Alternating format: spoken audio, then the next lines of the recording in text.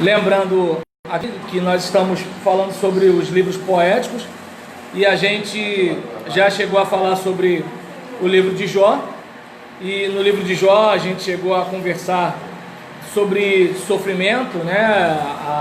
A questão de por que o mal nos atinge, né? Por que acontece tanta coisa ruim na vida da gente. A gente até chegou a bater na tecla, né, de que muitas vezes a gente sofre por causa de coisa ruim mesmo, né? O mundo é um mundo caído, né? Assim, você não escolheu o pai que tem, você não escolheu a mãe que tem, você não escolheu a família onde nasceu, você não escolheu nascer no Brasil. Então, assim, tem coisa que tá fora da sua alçada, né? E agora tem coisa que é decisão sua. Aquela menininha que você namorou, né? Aqueles colegas que você teve na adolescência, se você experimentou droga ou não, se você fez pré-vestibular ou não, e se você... Então, assim, tem coisa que está fora do seu controle, tem coisa que foi você, né? É o que a gente até fala quando a questão, né, de um sofrimento que é consequência, né? Um sofrimento consecutivo, que não foi o caso de Jó, né? Só para ficar muito claro isso. Embora os seus amigos viviam acusando, dizendo que ele estava sofrendo por causa de alguma coisa que ele fez. E é importante, né, a gente perceber que Jó é aquele cara que passa por um monte de dificuldade, perde tudo, menos a mulher que fica reclamando no ouvido dele. Isso ele não perde, né? E aí nesse caso e, por exemplo, passa toda uma dificuldade, mas a parte mais legal é que é o seguinte: parece, né, que quando ele tem a situação dele restaurada, inclusive a mulher deve melhorar, porque ele arruma mais um monte de filho, né? Então alguma coisa deve ter mudado de bom na vida dele naquele casamento. E aí nisso a gente, né, vê que ele, apesar de tudo que ele passou, e Deus não contou, né? A gente sabe do diabo, mas ele não sabe, né? Quer dizer, não sabia. Então ainda por cima ele conseguiu, depois da vida restaurada, ainda viveu uns 140 anos. Então, né, é algo para a gente observar que a vida é assim, tem coisa ruim, tem coisa boa, e a gente precisa escolher, né, como agir, como reagir diante dessas coisas. Na questão do salmo, né, eu sei que o que a gente mais lembra aqui é da dança, né, não da dança em si, mas, né, e aí nesse caso, mas a gente falando de salmo, além de dança, né, além do vestido da irmã. Então, assim, além dessas coisas, a gente falou sobre a questão da sabedoria, a gente falou sobre a adoração a Deus, a gente falou sobre você se alimentar de esperança, né, no momento da dificuldade, em que a gente, por exemplo, encontra em salmos também o que a gente chama de salmos sapienciais, né, que são aqueles salmos com conselhos para a nossa vida. O salmo primeiro, né, ele dá uma dica muito grande de como você pode fazer para viver melhor, né? E em relação, né, a questão da capacidade, né, do salmista de reconhecer a sua própria limitação, a gente vê que os salmistas, né, eles têm aquela transparência diante de Deus. É como, vamos pegar a nossa oração no culto público e a nossa oração em família e a nossa oração sozinho. Ó, viu? Nem falei nada, eu só deixei a reticência. Então, tem coisa, né, que a gente fala para Deus, mesmo a gente tendo temor de Deus, mas parece que a gente tem mais temor dos outros, porque tem coisa que a gente fala para Deus que a gente não ora perto do parente, seja que parente for. Não, estou falando em questão particular, assim, numa intimidade com Deus. Isso. E foi isso que eu disse. Eu não entrei em detalhe nenhum. Alguém entrou em algum detalhe aqui? Eu só falei que é uma questão particular. O que está nesse particular é problema seu. Então, assim, aquela questão de que tem coisa que você ora ali no secreto que você não ora do lado do cônjuge. Tem coisa que você ora no secreto que não ora do lado do filho. Que está escado o filho abrir o olho e olhar assim: epa, o que houve, pai? Qual foi, mãe? Entendeu? Então, e assim, quanto mais no culto público, né? Então, porque assim, tem aquele irmão que ele tá lá, olho fechado, orando e tudo, numa boa, mas dependendo da frase que você citou, ele já desconecta do céu e fica assim, acompanhando. O olho estava relaxado, agora já está meio que assim, não posso perder um detalhe aqui agora, certo? Então, o salmista, ele é aquele cara que assim, ele reconhece sua limitação e sua fraqueza. Porque a gente olha assim, né? Lembra do salmo que eu pedi até para vocês olharem? Bem-aventurado aquele que der com a cabeça, com o crânio, né, dos seus bebês numa rocha. Quando que a gente como crente oraria assim? Em público. Porque o pesa a mão é meio parecido. O faz justiça a Deus é meio parecido. Porque uma coisa é a pessoa te prejudicar e você, Senhor, está nas tuas mãos. Outra coisa é você ficar assim, não, está errado, não pode ficar desse jeito. Deus! E tu sabe que esse Deus aí é meio que assim, se Deus funcionasse com controle remoto, o cara já tinha sido esmagado por uma carreta, já tinha, entende? Sem falar que às vezes a pessoa, ela é acometida de uma doença, está arriscado o crente ainda falar, tá vendo? Foi mexer com o servo do Senhor, entende? Tem uns negócios às vezes que assim, pode até ser reprovável, mas acontece, entendeu? E aí eu lembro da palavra de Jesus para os discípulos, né? Vocês não sabem de que espírito vocês são, porque se soubessem, vocês não iam desejar que fogo do céu caísse em cima dos outros. Então a gente olha, por exemplo, e vê que assim, os salmistas eles jogam aberto, esse sou eu. Meu coração é essa podridão aqui, minha mente está esse lixo, tem misericórdia da minha vida. Aí a gente pode até criticar o cara, porque ele escreveu. Só que eu pergunto, se a gente tivesse coragem de escrever cada pensamento, cada um, inclusive aquele, imagina, entende? Eu não estou encarando você de propósito porque é constrangedor. Se você escrevesse cada pensamento, pensa, eles escreveram. Então é muito fácil a gente chegar, mas ele, eu não sei o que lá e tal. Se a história da minha vida e da sua fosse contada, aquela parte que, por exemplo, não tem ninguém vendo, porque a Bíblia conta a história deles na parte que não tem ninguém vendo. Agora e a gente? Né? A gente só aparece a gente arrumadinho domingo à noite falando aleluia. Aí é mole, né? É isso que sai no vídeo, é isso que sai no Instagram, né? Como é que é? Alegrei-me quando me disseram, vamos à casa do Senhor. A gente só aparece isso, né? Eles não, eles aparecem a coisa feia, né? Então, aí a gente falou, né, sobre Jó, Salmos. Em relação a Provérbios, né, a gente bateu na tecla da questão da autorresponsabilidade de cada um matar no peito, né, a sua situação. Tanto que, por exemplo, a Bíblia chega a falar da injustiça, fala da opressão aos pobres, mas ainda assim ela fala da importância de você ser sábio e de você ser diligente, em vez de você ser tolo e em vez de você ser preguiçoso, né? E a gente, por exemplo, até pegou a questão de que às vezes a pessoa, ela pode estar tendo uma ação reconhecidamente preguiçosa, mas por causa de algum problema de saúde, né? Então a gente, por exemplo, mencionou aqui depressão, ansiedade, síndrome do pânico, alguns problemas, mas que ainda assim, o fato de você pedir ajuda também é uma atitude, né? Então você pode estar de repente passando por uma situação terrível e pedir ajuda, e você de repente pode estar passando por uma situação terrível e pensar o seguinte: não, tá tudo bem, eu sou de Deus, não vou tomar remédio, entende? Ou seja, não melhora, ainda perturba a vida dos outros, e os outros têm que tomar remédio porque eu não tomei remédio. Então assim, é um tipo de situação, né, para a gente pensar. Então, por exemplo, a questão, né, do temor, né, na vida do crente. Lembra, né, que o temor do Senhor é o princípio da sabedoria, porque por temor a Deus você vai evitar um monte de coisa errada. Por temor a Deus, né, você vai evitar pegar o ônibus errado.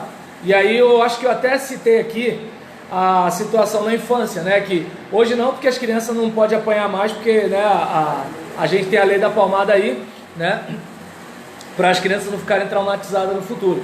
Mas assim, nós que estamos traumatizados, mas estamos vivos até hoje, não estou fazendo apologia à coça, só estou dizendo que eu, com todos os traumas, estou indo para 50 anos, né? E nesse caso, em relação a isso, qual era a minha maior preocupação?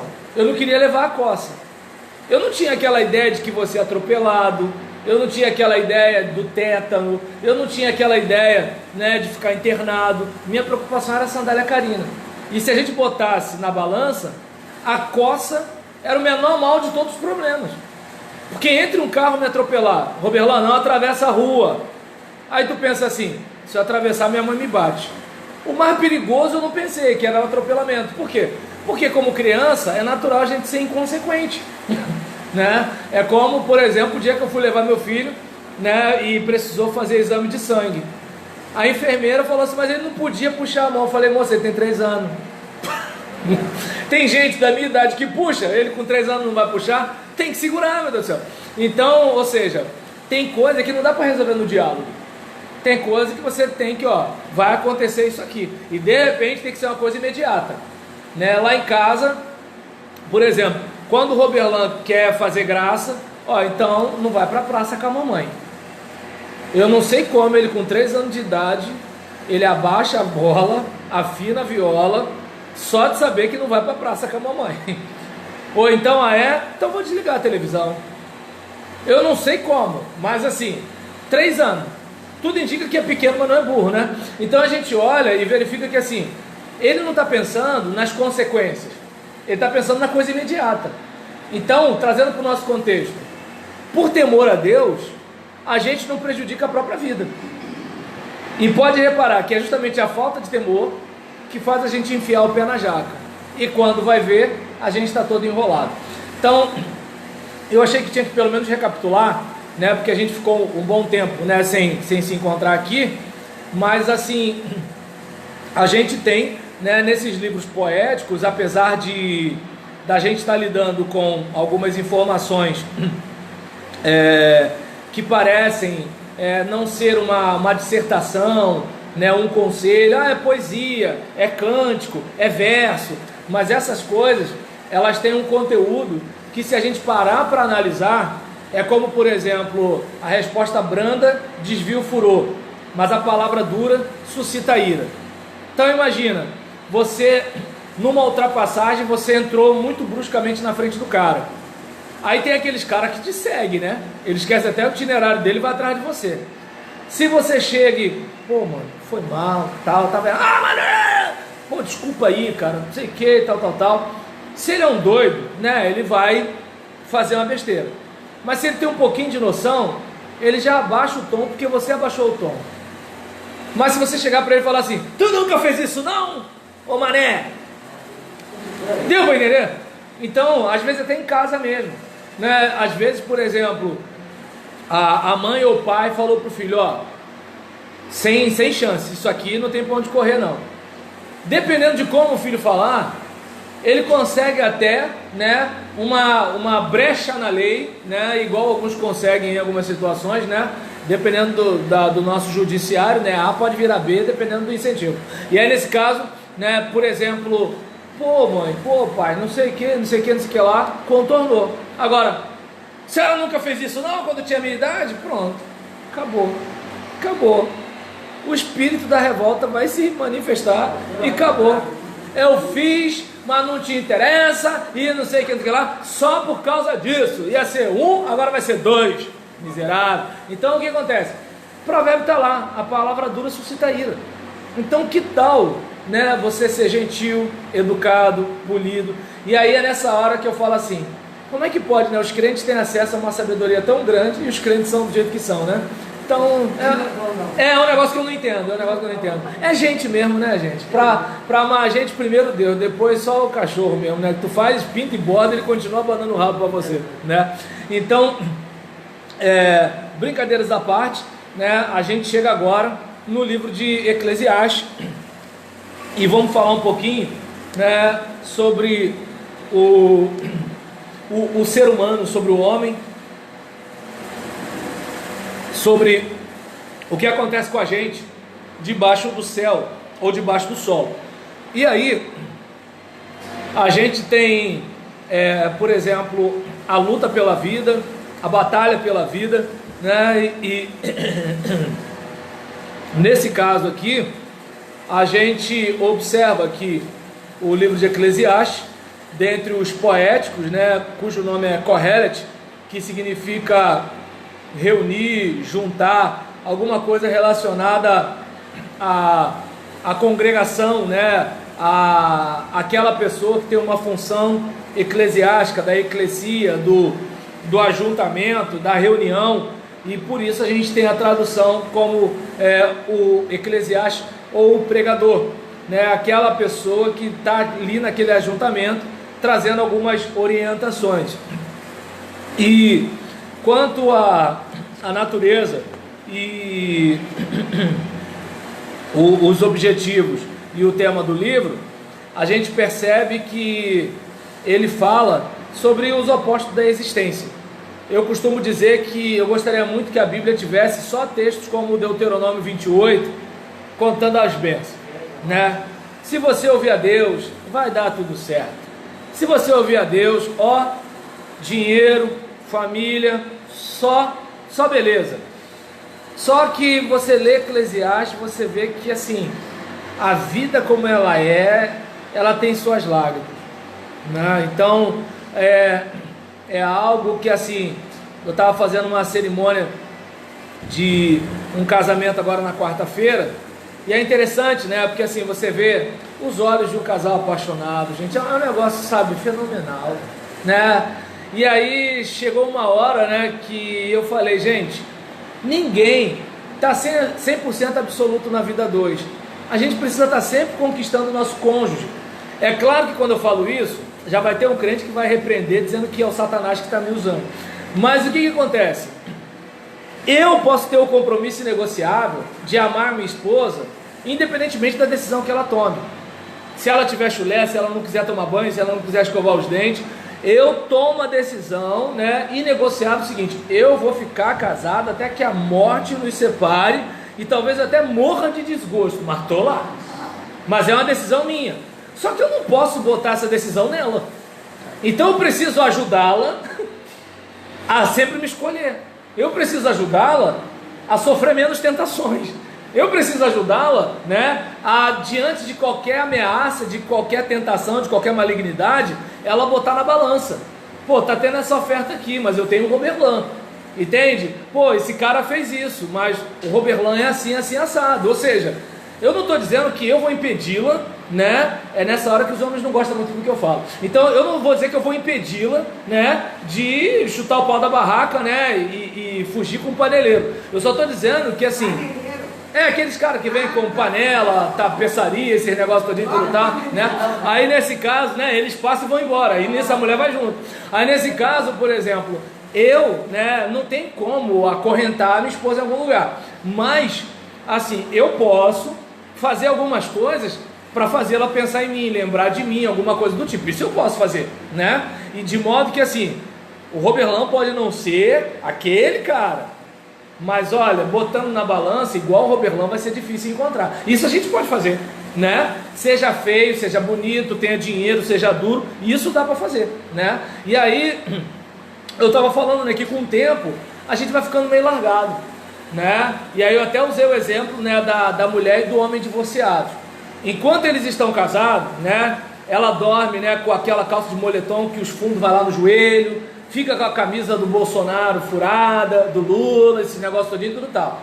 Mas quando separa, já se matricula numa academia, entende? Já começa a comprar uma lingerie diferente com a Matilde para pagar em 3, 4 vezes. Aí o que acontece? Aí já começa a ter um pouco mais de cuidado que ela não tinha quando estava casada, entende?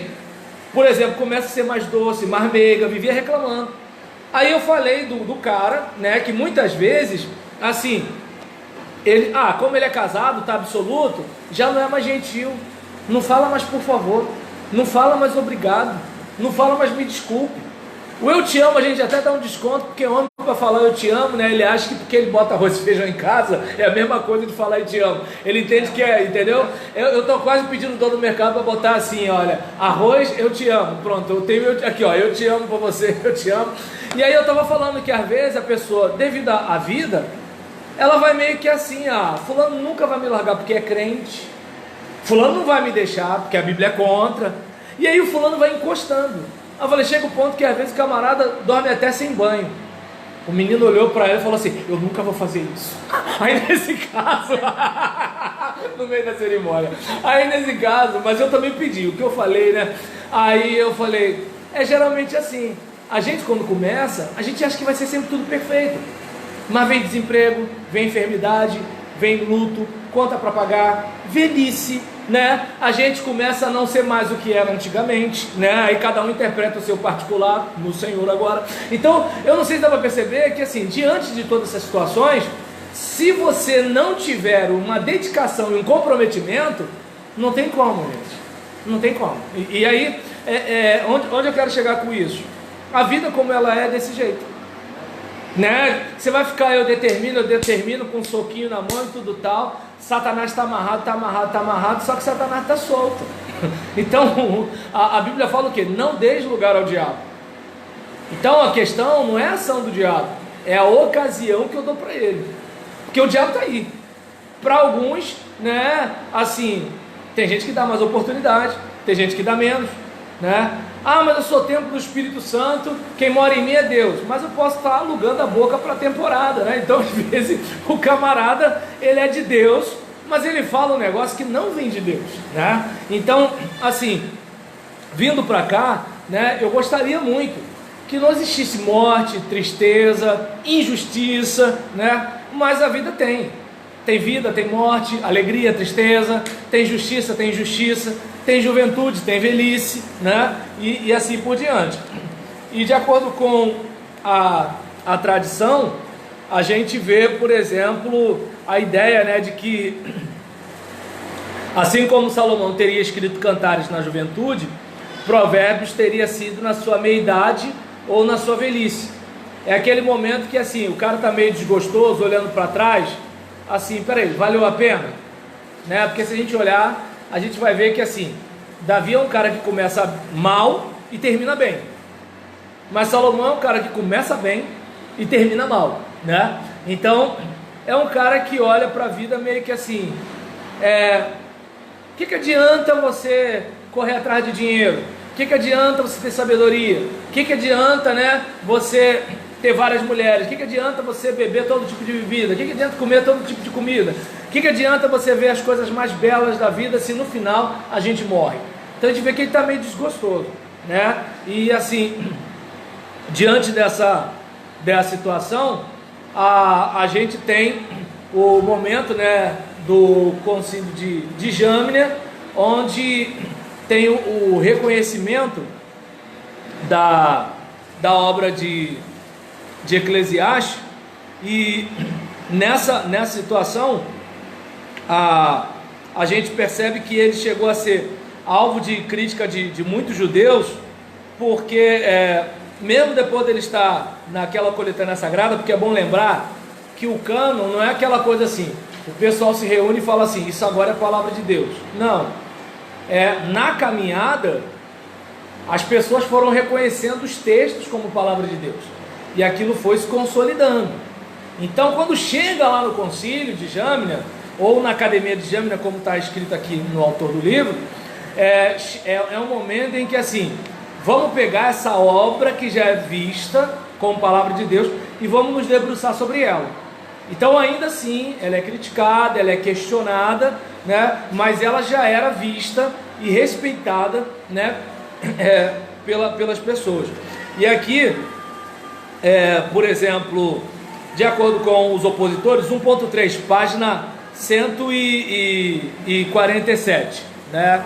Então, diante do que a gente está observando, de acordo com os opositores, o livro estava influenciado pelo epicurismo, filosofia grega que pregava o prazer como o fim último do homem. Eles se baseavam nos textos que defendem que o homem deve aproveitar a vida, Eclesiastes 2:24, 3:12, 3:13 e 3:22. E aí a gente tem aqui, né, o comentário do próprio autor aqui, o João Moreno, falando que a visão é equivocada, pois o livro não defende o prazer absoluto, mas o prazer da vida como dom de Deus, que pode ser conseguido inclusive com o trabalho. Até porque, se você observar bem, ele mesmo diz que ter muito prazer é vaidade. Ele só está deixando claro que é o seguinte, já que a gente morre, Já que a gente estuda e morre, junta dinheiro e morre, mas se ficar na miséria também morre. Se tiver uma mulher só, morre. Se tiver várias, morre. Se tiver tesouro, morre. Se não tiver nada, morre. Aproveita a vida que você tem. Aproveita o resultado do seu trabalho, né? Curte, né, o seu casamento. Então, assim, olha, aproveita o agora.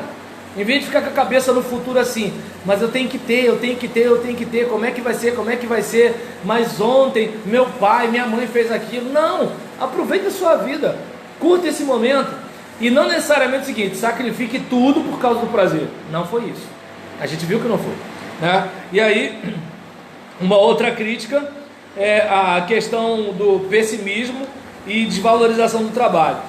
Para os defensores desse pensamento, Eclesiastes era um livro filosófico e não uma obra do Espírito. Porém, essa crítica também é equivocada, porque o objetivo do autor não é defender o pessimismo e nem desvalorizar o trabalho, mas descobrir em suas investigações o verdadeiro sentido da vida. Porque já viu, por exemplo, aquelas pessoas que a gente chama de workaholic, né? O viciado em trabalho. Você vai ver situações em que a pessoa, a vida dela é o trabalho. É como se o trabalho fosse um Deus. Não que seja errado trabalhar, não que seja errado ter dinheiro, mas aí ele às vezes acumula dinheiro, morre, e a viuvinha arruma um camarada que não vai nem fazer muita coisa na vida, porque vai viver de quê? Do din-din do falecido. Entende como é que o negócio? Imagina, o cara ralou, né? E agora a viuvinha está em lua de mel, né? Com outro que está só curtindo o que o trouxa ralou e não aproveitou.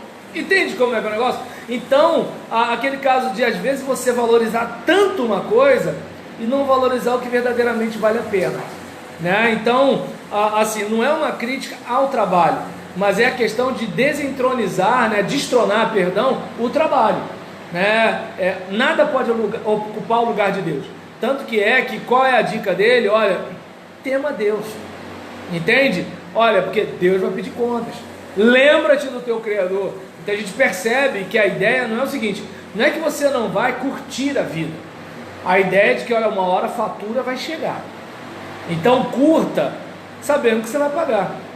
É como, por exemplo, eu amo comer costela de porco, gosto demais, entretanto, como eu tenho pouco dinheiro, eu compro a ponta de costela porque tem menos osso, né? Mais ou menos assim, entendeu?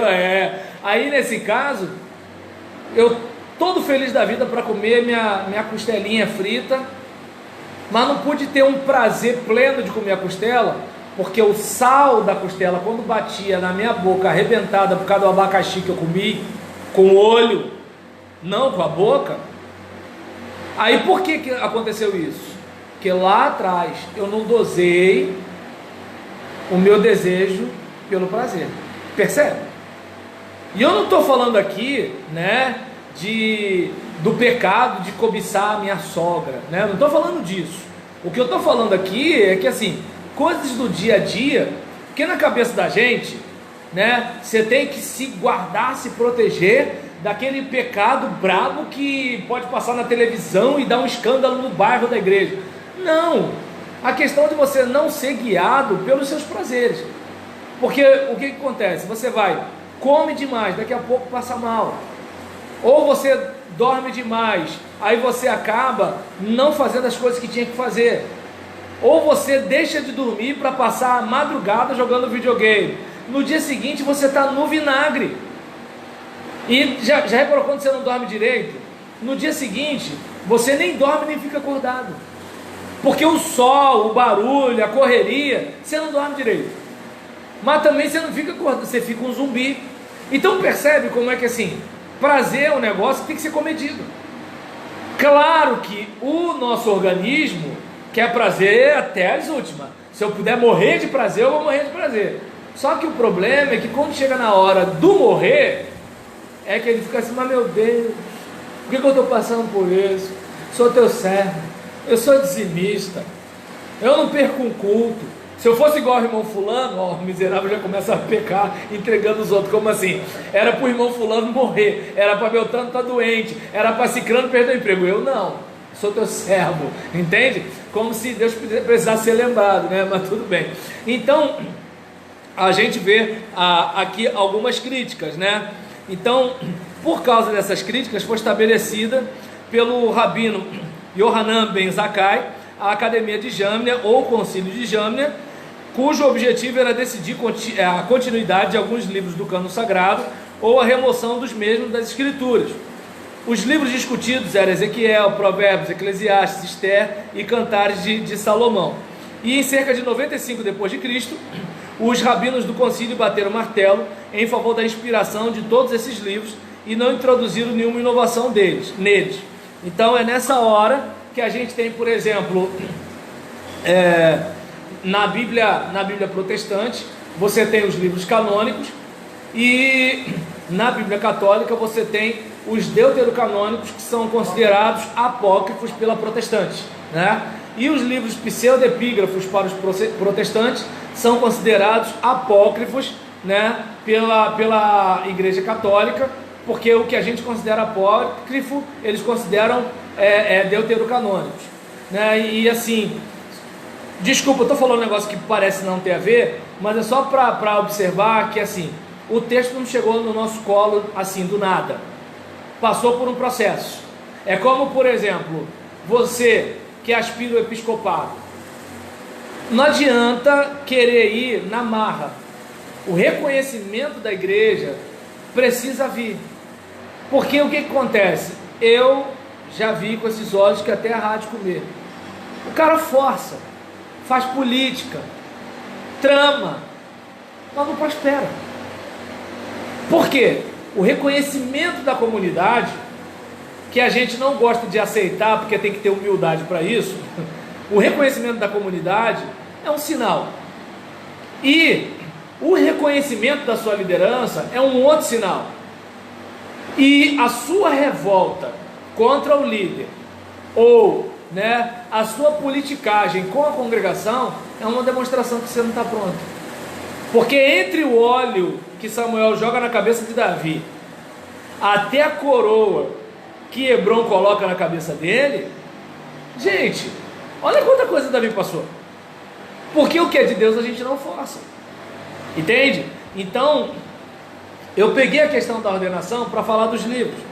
Os livros, eles iam sendo lidos, iam sendo considerados, tratados, respeitados como palavra de Deus, até que aqueles mais conhecedores, mais eruditos, falam assim, pô, mas tem isso aqui, mas tem isso aqui, mas tem isso aqui.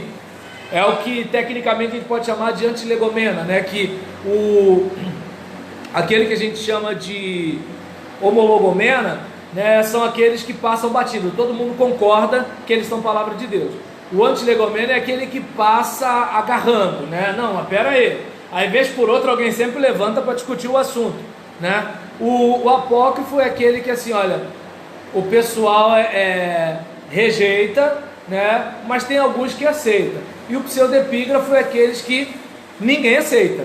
É o caso do livro de Enoque, que é citado na carta de Judas, né? Embora Judas é tido, né, como canônico, mas Enoque não é, né? Então, assim, por exemplo, como você pode citar o Jornal do Brasil, você pode citar alguma coisa, o autor sagrado ele também cita alguém do seu tempo. Isso acontece, e nem por isso sua pregação deixa de ser pregação bíblica, nem por isso Deus deixa de falar através do pregador, como nem por isso o texto deixou de ser inspirado, e nem por isso o autor deixou de ser movido pelo Espírito Santo ao citar uma obra ou um poeta, como o próprio Paulo fala, né? Como disse o poeta de vocês, cretenses, ventres preguiçosos, né?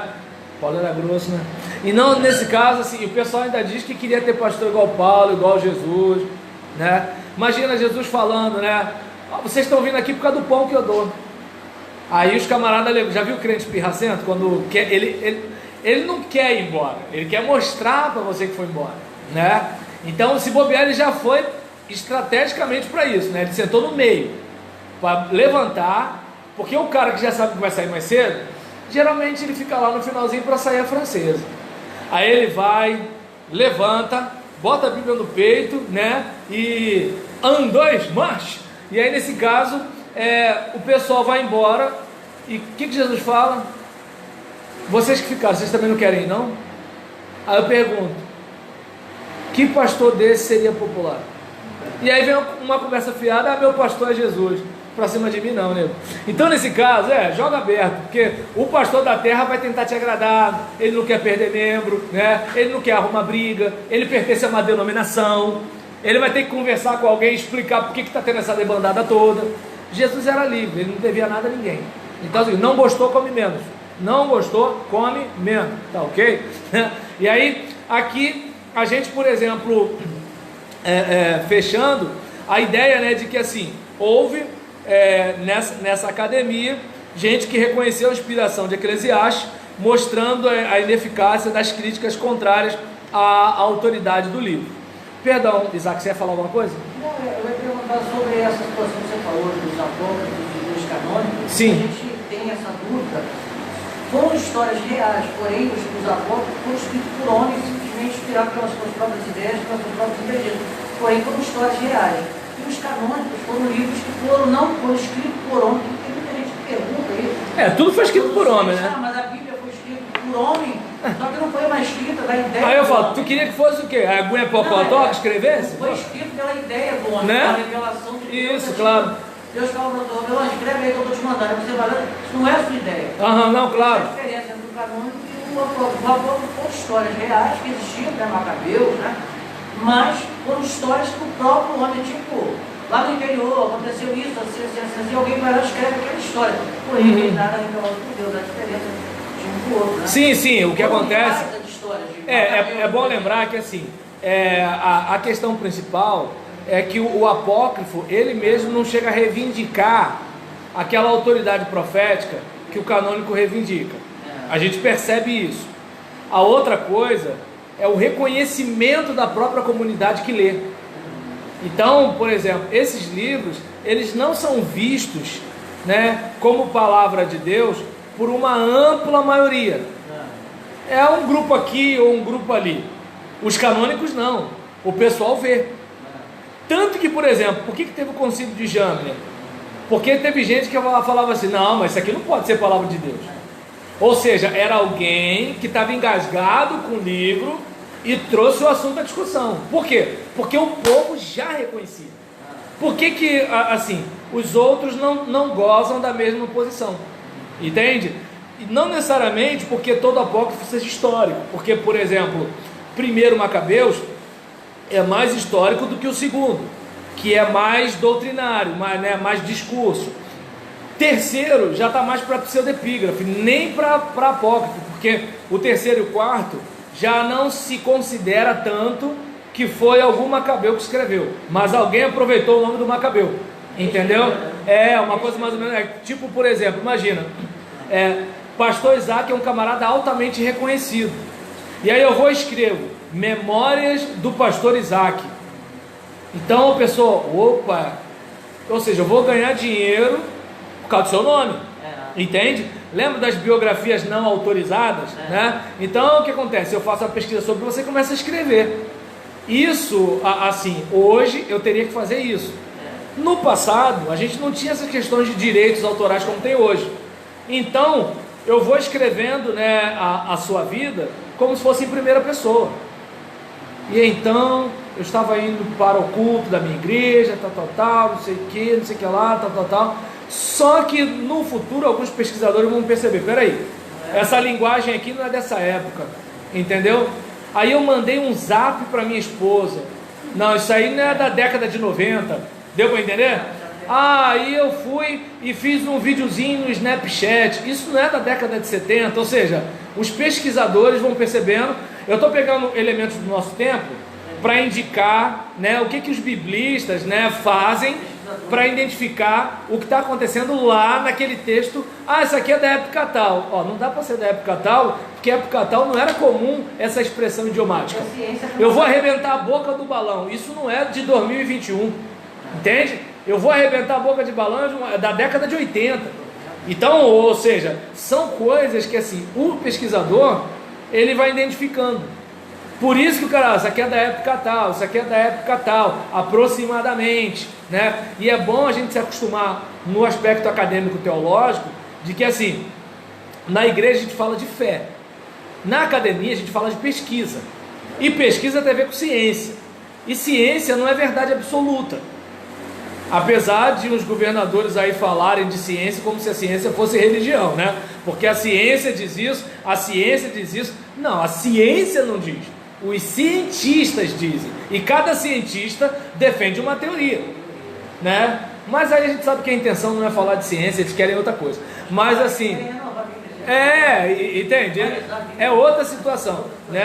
Aí, por exemplo, a gente, por exemplo, verifica aqui, falando da canonicidade, perdão de gastar bastante tempo aqui na canonicidade, mas é que assim, eu achei que era importante, pelo tipo de livro que é, pelo filtro que passou, e para a gente conhecer o filtro também, né? É bom a gente ter essa ideia, embora a minha área não seja introdução bíblica, peço desculpa de gastar muito tempo aqui, mas vamos lá.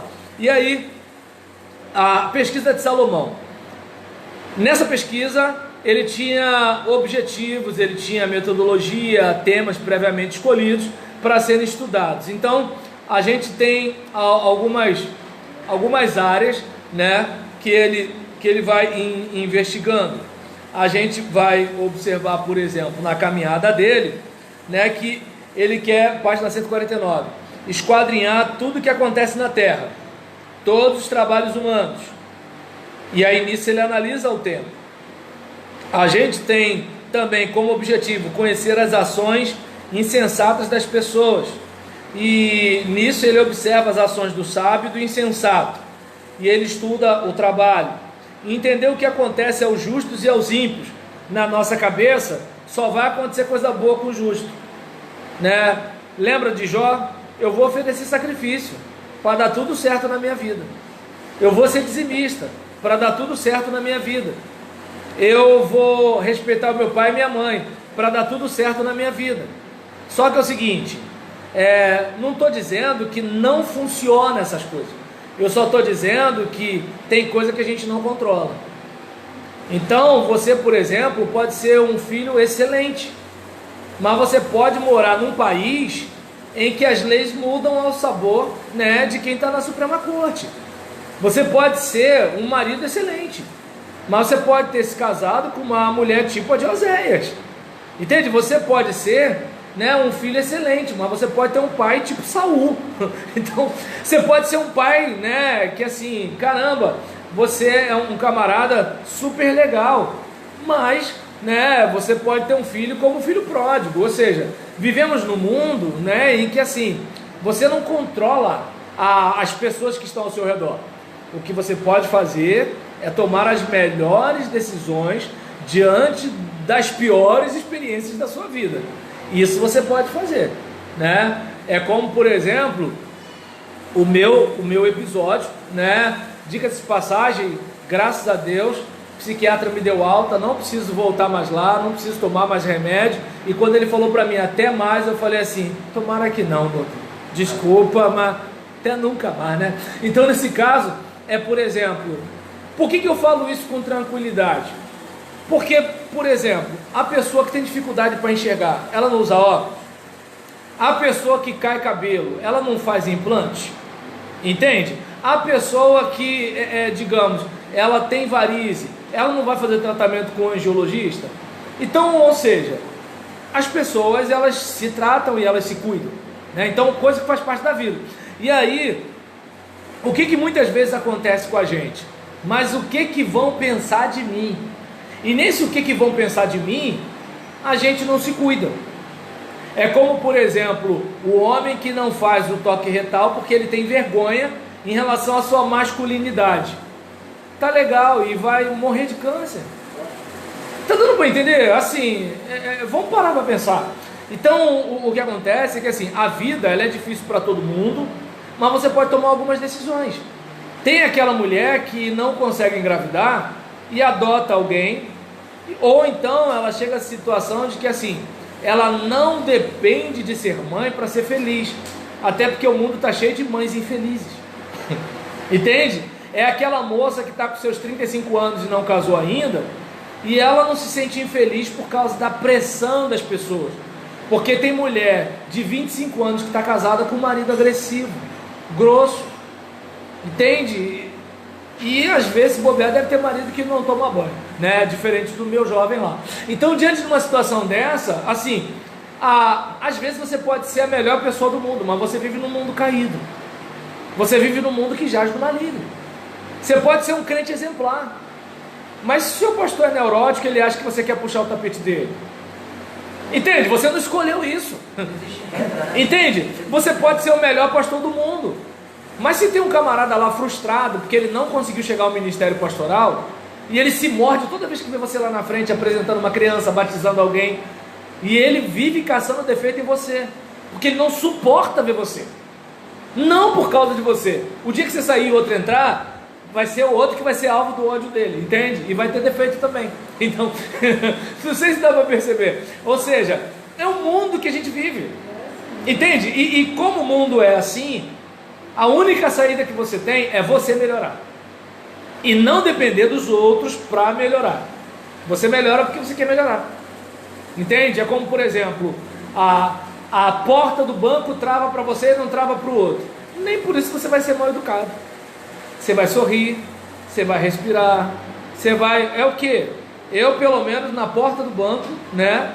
Eu boto meus celulares, vocês sabem que eu tenho mais de um, né? Boto meus celulares, eu falo, ó, a bolsa, tem escova de dente, pasta de dente, quer que eu bote aí? Né? Então, assim, aí a gente vai brincando, vai rindo e tal, aquela coisa todinha e pronto. Entende? Que nem eu compro pneu no Mercado Extra. E aí, no Extra não tinha, eu fui comprar no Carrefour. Aí quando eu tô chegando com os 2 pneus no caixa, né, aqui não, é lá na outra caixa. Eu falei, peraí, deixa eu ver se eu entendi. Eu quero comprar um par de chinelo e comprar um par de pneus. Aí eu tenho que entrar em 2 filas. Porque eu não sei o que, não sei o que, não sei o que lá, tal, tal. Falei, gente, mas que regra estranha. Aí eu ri e saí. Aí fui lá no outro lugar, paguei o pneu. Chinelo não é aqui não, é no outro caixa.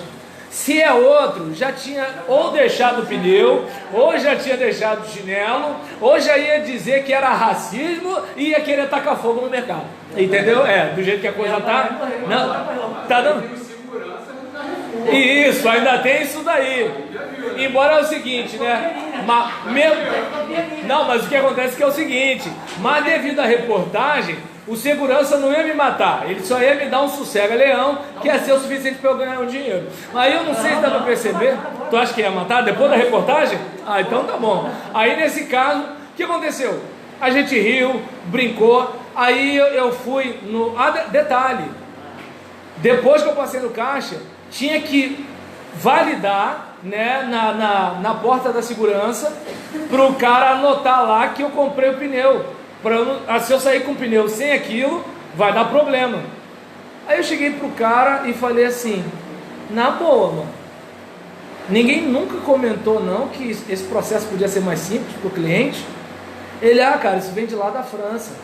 Eles não estão nem aí pra gente não, entendeu? Eles não estão esquentando a cabeça com isso, vem de lá de fora. Aí, o que acontece? Eu fiz piada, brinquei com caixa, brinquei com outro, brinquei com segurança, aquela coisa todinha e tudo tal, até sabendo que aquela gente estava trabalhando ali sob pressão, porque como o brasileiro ele é modinha de internet, a qualquer momento podia vir uma turba, né, chegando lá com um monte de coisa para fazer um monte de coisa. Como é que aquela gente está trabalhando? Eu sei que tem cristão que apoia esse negócio, mas deve ser cristão que não tem pai trabalhando no Carrefour, né? Deve ser cristão que não tem filha trabalhando no Carrefour. Aí ele apoia esse tipo de atitude, mas tudo bem, eu respeito.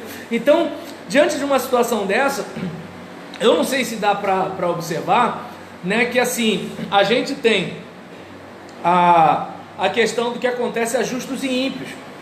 Então, por que eu estou falando isso?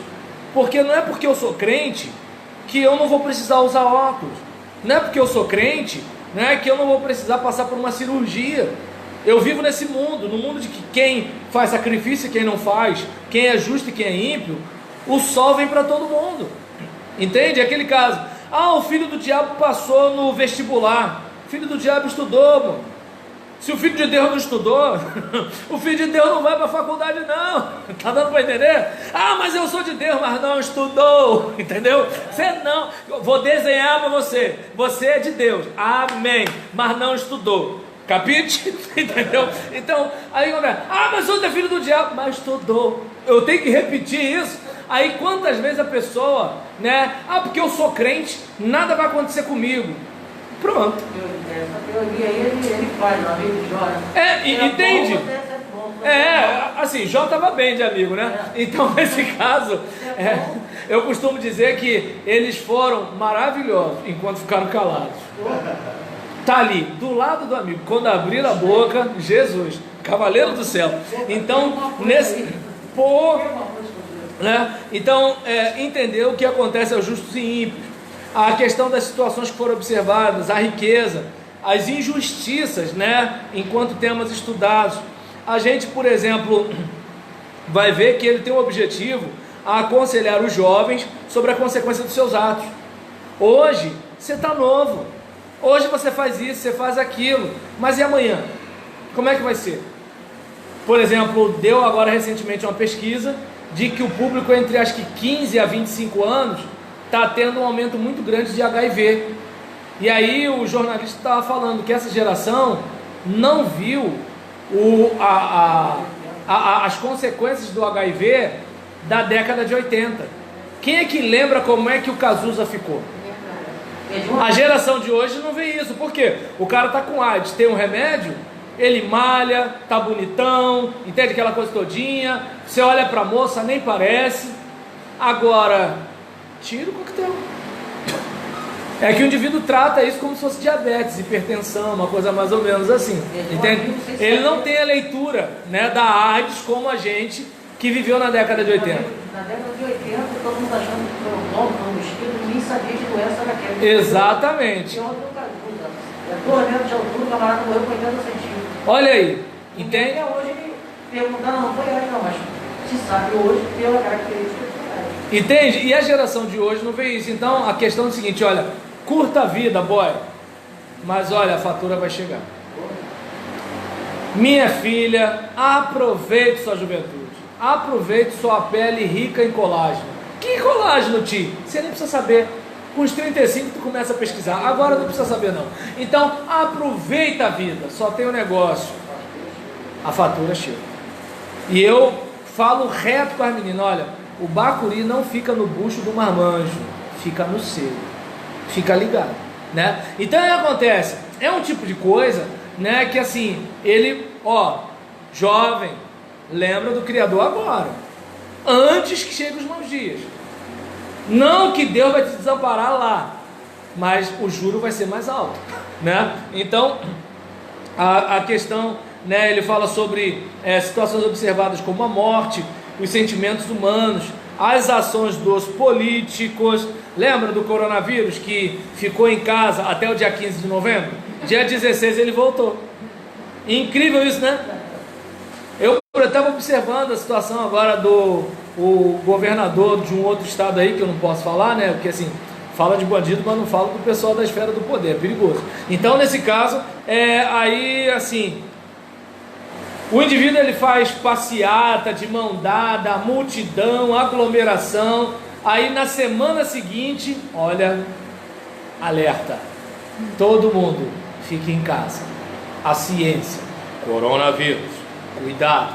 Aí tu fica assim, ninguém pensou em fazer alguma lei, alguma coisa para a gente adiar, né, o período eleitoral, para a gente não ter campanha na rua, numa época de internet. O presidente da república ganhou com internet, meu Deus do céu.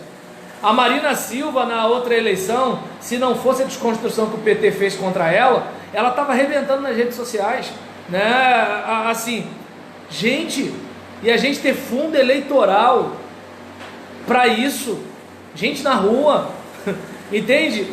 Agora, preocupação com a aglomeração. Então, aí nisso, a gente tem entende? A gente tem um levantamento aqui, né, dos governantes, né? Sempre naquele esquema de eu estou aqui para te defender, eu estou aqui para cuidar de você, né? Como se o Estado servisse a sociedade. A gente sabe que na prática é a sociedade que serve o Estado, né? E então, ele fala, né, também sobre a união, a importância da unidade, da gente caminhar junto, trabalhar junto. Eu até falei na minha igreja outro dia, nem o diabo é burro a ponto de trabalhar com desunião, né? Porque apesar de união ser uma coisa boa e o diabo ser ruim, mas os demônios não trabalham desunidos. Pois é. Aí, por que eu uso a palavra burro? Para a pessoa que gosta de contenda cair a ficha e ver que ela não é inteligente. Ela mina o relacionamento das pessoas, ela faz intriga com as pessoas. Às vezes o irmão até pisou na bola e ela vai no pastor, mas ela não vai no pastor para o pastor aplicar a disciplina. Ela vai porque ela quer usar o pastor para prejudicar o desafeto dela. Entende? Então, entende essa situação? Então, por exemplo, você olha situações assim, e aí você verifica o seguinte, que isso é burrice, porque todo mundo perde. Lembra quando Jesus fala, ferirei o pastor, dispersarei as ovelhas? Aí, por exemplo, quer saber? Vamos arrumar um jeito de acabar com o ministério do pastor aqui, porque a gente tendo um outro pastor, a gente vai ser feliz. E é bom lembrar que quem é infeliz com pastor, sem pastor, com mulher, sem mulher, com filho, sem filho, porque é infeliz, entende? E não pense que o infeliz, se casar com o infeliz, vão ser felizes, não vai, entendeu? Então aí, por exemplo, vamos fazer isso? Vai, beleza, detonou o pastor, mas os antigos espíritos do mal continuam ali, e aí o que acontece? O outro pastor vai ter problema também. Entende? É que nem o cara que está no 5º casamento e diz que mulher não presta. Ou seja, pô, entende como é que é o negócio? Ah, pastor, não tenho sorte com homem. Pera aí, tem muito homem no mundo.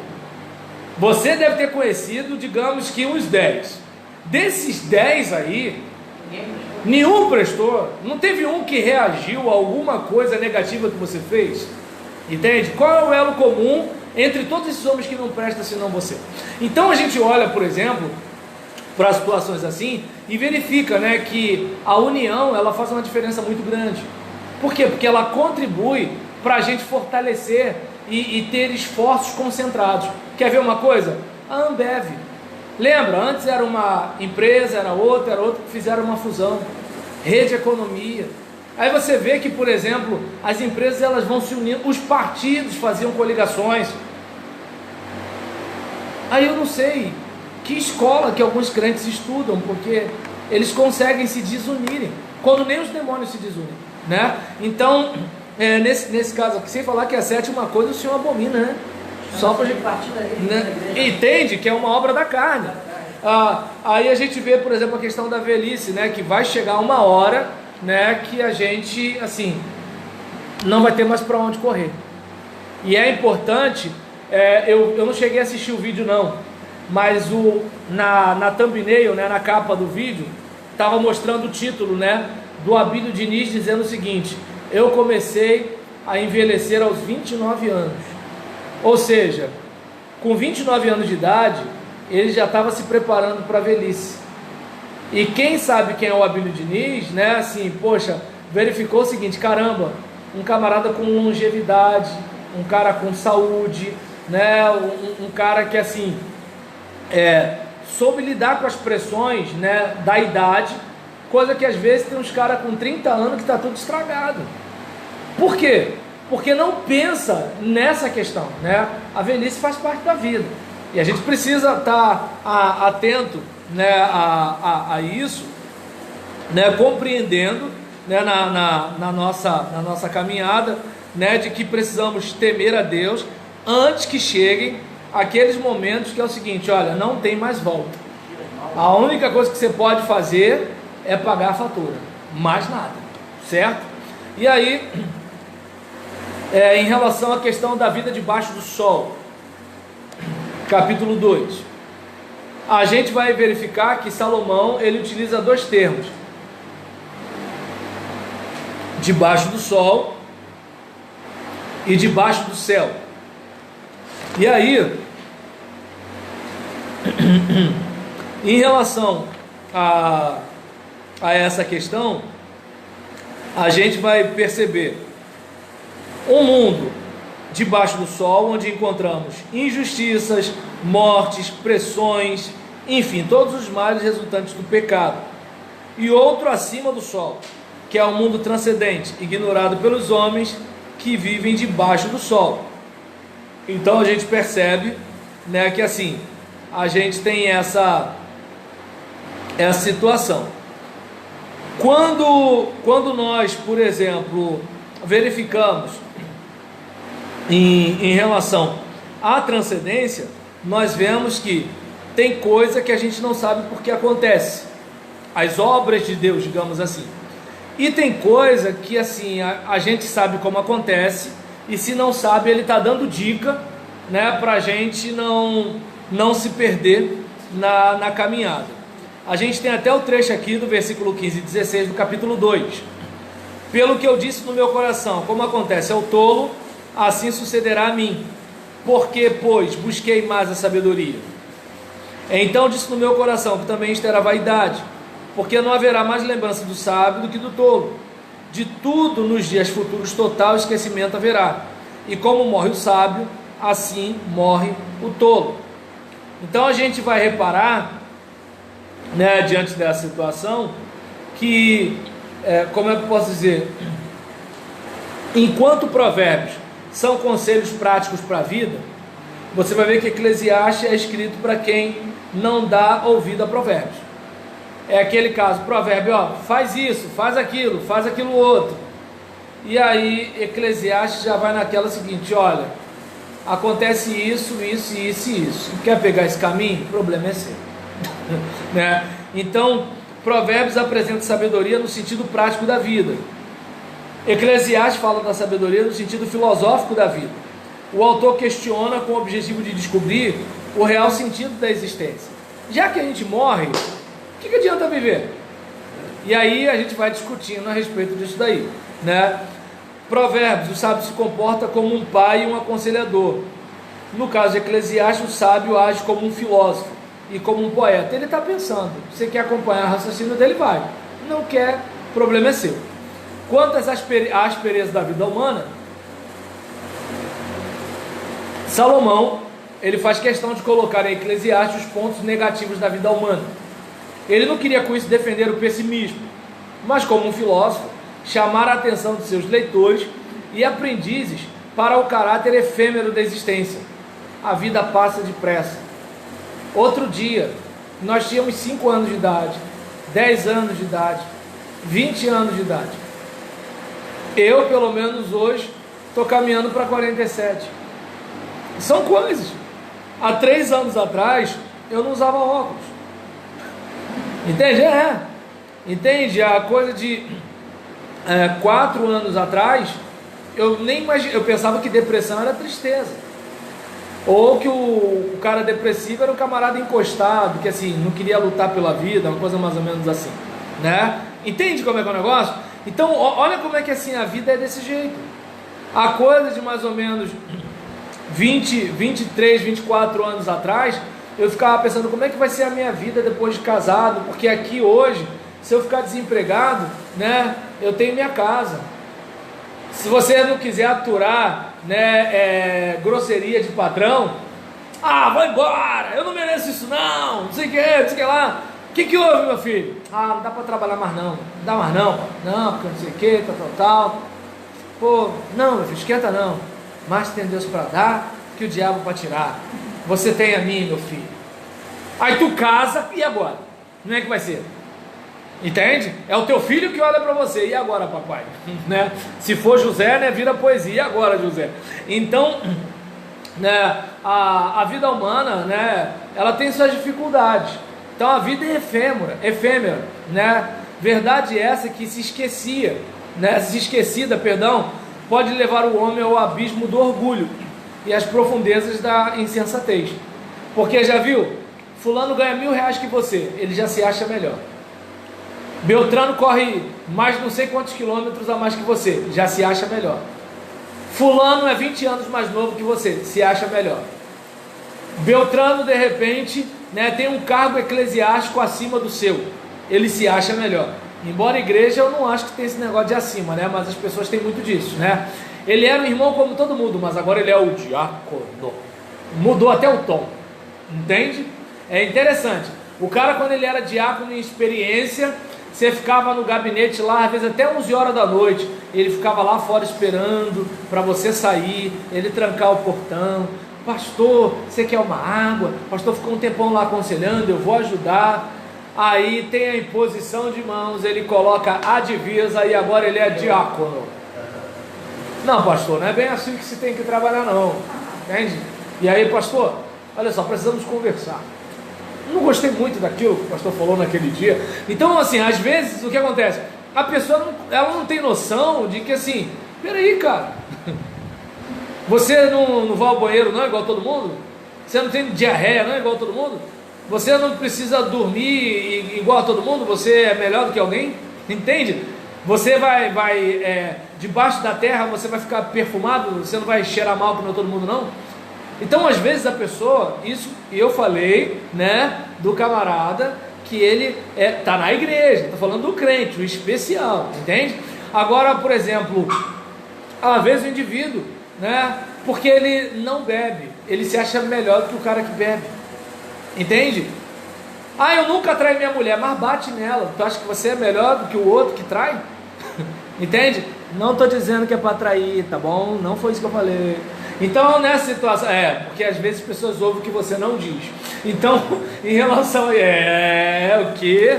Então, quantas vezes a pessoa ela não se liga assim, olha, a vida é áspera, a fatura chega, o mundo dá volta para todo mundo, o tempo todo, né? Então, uma hora chega a fatura, é bom ficar ligado, é bom ter humildade. Hoje você está tacando pedra no cara, amanhã você pode cometer o mesmo pecado ou um pecado maior. Tá amarrado, bate na madeira, o cara mistura tudo, né? O figo, o desconjuro, o trevo de 4 folhas. Ou seja, isso nunca vai acontecer comigo. Aquele que pensa que está de pé,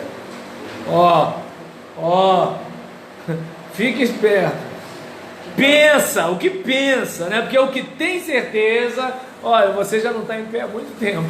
Está no mundo inteiro, dá dinheiro ao camarada, mas não dá poder, né? Tá dando para entender? E detalhe, com poder ou sem poder. Olha Tancredo Neves, aquele, acho que é José Alencar, né? O que foi vice-presidente do Lula. O cara tinha dinheiro, o dinheiro dele não salvou ele. Steve Jobs, imagina, tá dando para entender, Michael Jackson e tantos outros, né? Ou seja, esse negócio do dinheiro, da fama, Maradona, idolatrado, mas é de carne e osso igual a todo mundo, entende? Mas é de carne e osso igual a todo mundo, entende? Então é bom a gente ter isso em mente, é bom a gente não esquecer isso. A vida é áspera, a vida é difícil. E aí a questão da juventude, da velhice e da morte. O livro ele mostra que os homens estão a uma gota d'água para a morte. Como diz o ditado, para morrer basta estar vivo, né? É aquele caso, eu não vou morar em tal lugar não, porque lá é violento, lá tem bandido, lá tem troca de tiro. Tá bom, às vezes a pessoa não tem isso, né? E ela morre afogada na piscina de casa. Ah, mas ela sabia nadar, mas ela não contava que ela ia ter um derrame. Mas tá dando para entender? Ou seja, você tudo bem, você não mora numa área de risco, não mora no Brasil, né? Então, você não mora numa área de risco, tá? Mas você de repente pode estar numa rua e a roda de um pneu soltar.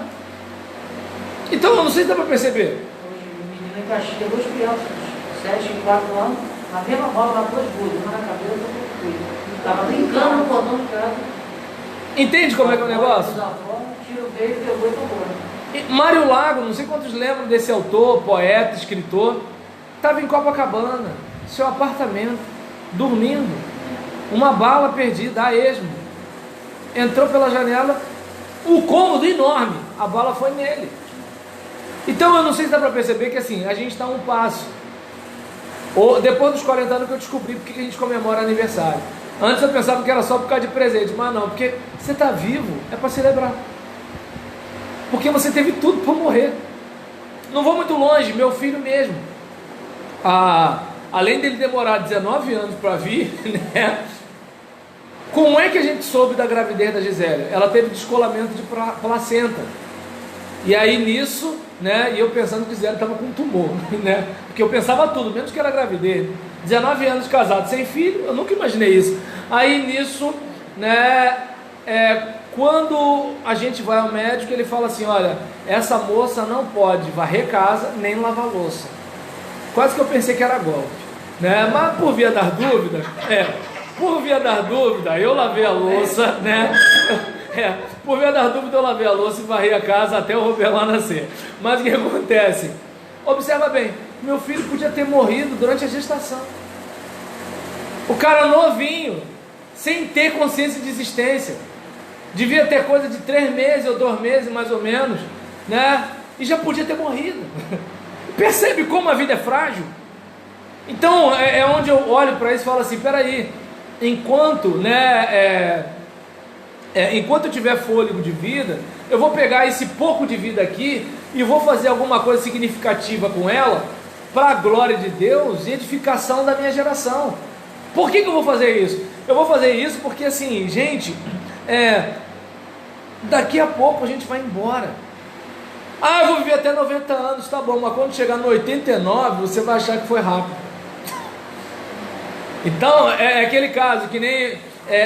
tem uma irmã, né, que foi da mesma igreja que eu, que ela falava que ia viver até os 120 anos. Eu falei: pô, legal, uma boa idade, né? Mas se eu desejar viver até os 120 anos, no 119 eu já vou ficar assim: pô, Senhor, tem como botar mais 20 aí não?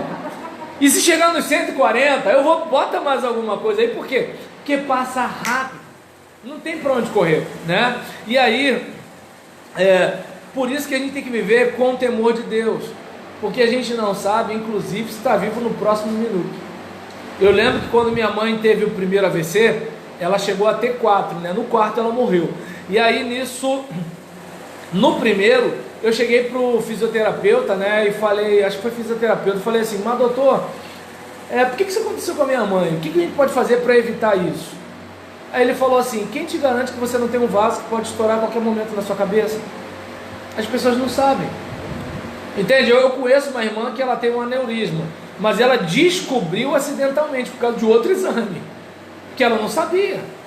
Entende? Então às vezes a pessoa, e detalhe, ela sabe desse aneurisma há mais de 10 anos e não morreu.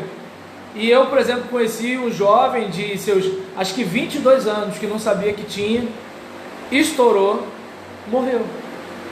Essa irmã já está na casa dos seus 70 anos e está aí. Vai entender essa vida. Uma mulher de 70 anos com aneurisma não morre, um garoto de 22, cheio de saúde, porte atlético, foi embora. Então, assim, é importante a gente ter essa ideia. A vida passa depressa, né? Então, os requisitos, né, para essa sabedoria: bem, de acordo com Eclesiastes, o sábio é conhecido pelo seu modo de agir. Dessa maneira, alguém que adultera, alguém que mente, alguém que é injusto nos relacionamentos, seja no trabalho ou na família, de acordo, né, com Provérbios, ele é visto como louco, por mais conhecimento que tenha, né? Então, a gente, por exemplo, vai observar, né, diante de uma situação dessa, né, que eu e você, muitas vezes, não nos damos conta, né, de que a gente precisa, sabe, batalhar, se esforçar, se dedicar, né, para que as mazelas do dia a dia, as mazelas, né, da vida, as batalhas, né, não estejam tirando de nós as nossas virtudes, e que a gente possa perceber que é justamente a nossa dedicação a Deus que vai fazer a diferença. Porque de repente você até pode, como eu falei aqui, né, do meu medo de tomar coça, evitou que eu ficasse atravessando a Avenida Manuel Teles quando eu tinha 8 anos de idade. Hoje eu atravesso a Manuel Teles com cuidado. Na década de 80, o meu medo não era ser atropelado, o meu medo era a coça. Então percebe que às vezes a sua preocupação em agradar a Deus vai preservar você de um monte de desgraça. Eu não estou dizendo que você não vai errar, Só estou dizendo que é o seguinte: você erra sabendo assim, pô, pisei na bola. Você vai para o joelho, você chora, pede perdão a Deus, você confessa. Tem aquela confissão que você faz na igreja toda: Senhor, nós nos arrependemos porque a gente não evangeliza. Mas tem aquela confissão que você não faz na igreja toda, você sabe disso, né? Então, aí, por exemplo, você coloca diante do Senhor, você vai, abre o coração, por quê? Porque você entende que aquilo ali é mal para você. Não é só porque Deus é um menino caprichoso que não quer que o seu povo peque, porque senão ele fica chateado. Não, porque Deus não deixa de ser Deus quando a gente vacila, mas a gente vai deixando de ser gente quando vacila. Essa é a questão. Vacila um pouquinho, vacila um pouquinho, vacila um pouquinho, daqui a pouco a gente já começa a achar bonito ser feio. Daqui a pouco o pecado já vira iniquidade, a gente já começa a ostentar o negócio, né? É como, por exemplo, tem aquele cara que ele adultera no secreto. Tem aquele que é o seguinte: nisso que a mulher foi aceitando, agora ele já está tendo caso com outra mulher na rua. Entende? Ou seja, porque a coisa vai ficando daquele jeito. O cara, por exemplo, ele pisa na bola na igreja, e aí tem um monte de gente que é fechamento dele, então ele nunca é excluído. Aí chega uma hora que ele já começa a fazer coisa gritante. Entende? Meio que assim: ninguém vai fazer nada comigo não. Entende? Ou seja, porque já não é mais a questão de você pecar, já é a questão de você, assim, já ter chutado o pau da barraca. O problema é que é o seguinte: a igreja pode não ser séria, mas Deus julga. O problema é que a sua mulher pode aturar tudo, mas Deus julga. Entende? Eu não sei se dá para perceber que é o seguinte: o que me faz ficar com medo na hora que eu peco não é porque Deus é mau, nada disso. A questão é que Deus é justo e que Ele vai me perdoar, Ele vai me levar para o céu. Só que eu vou ter que descascar um abacaxi depois desse negócio. Entende? Ele é meu pai, Ele vai me pegar no colo, mas deve rolar uma chinelada. Então, eu não sei se dá para perceber que assim, ninguém está discutindo o amor de Deus. A questão é que é o seguinte: se Ele fizer vista grossa para as nossas falhas, não fará justiça o juiz de toda a terra? Então, e quando eu falo isso, gente, eu não estou falando como se assim, vocês são os pecadores, eu sou perfeito, não, né? O que eu estou dizendo é que assim, é para vocês temerem e é para eu também.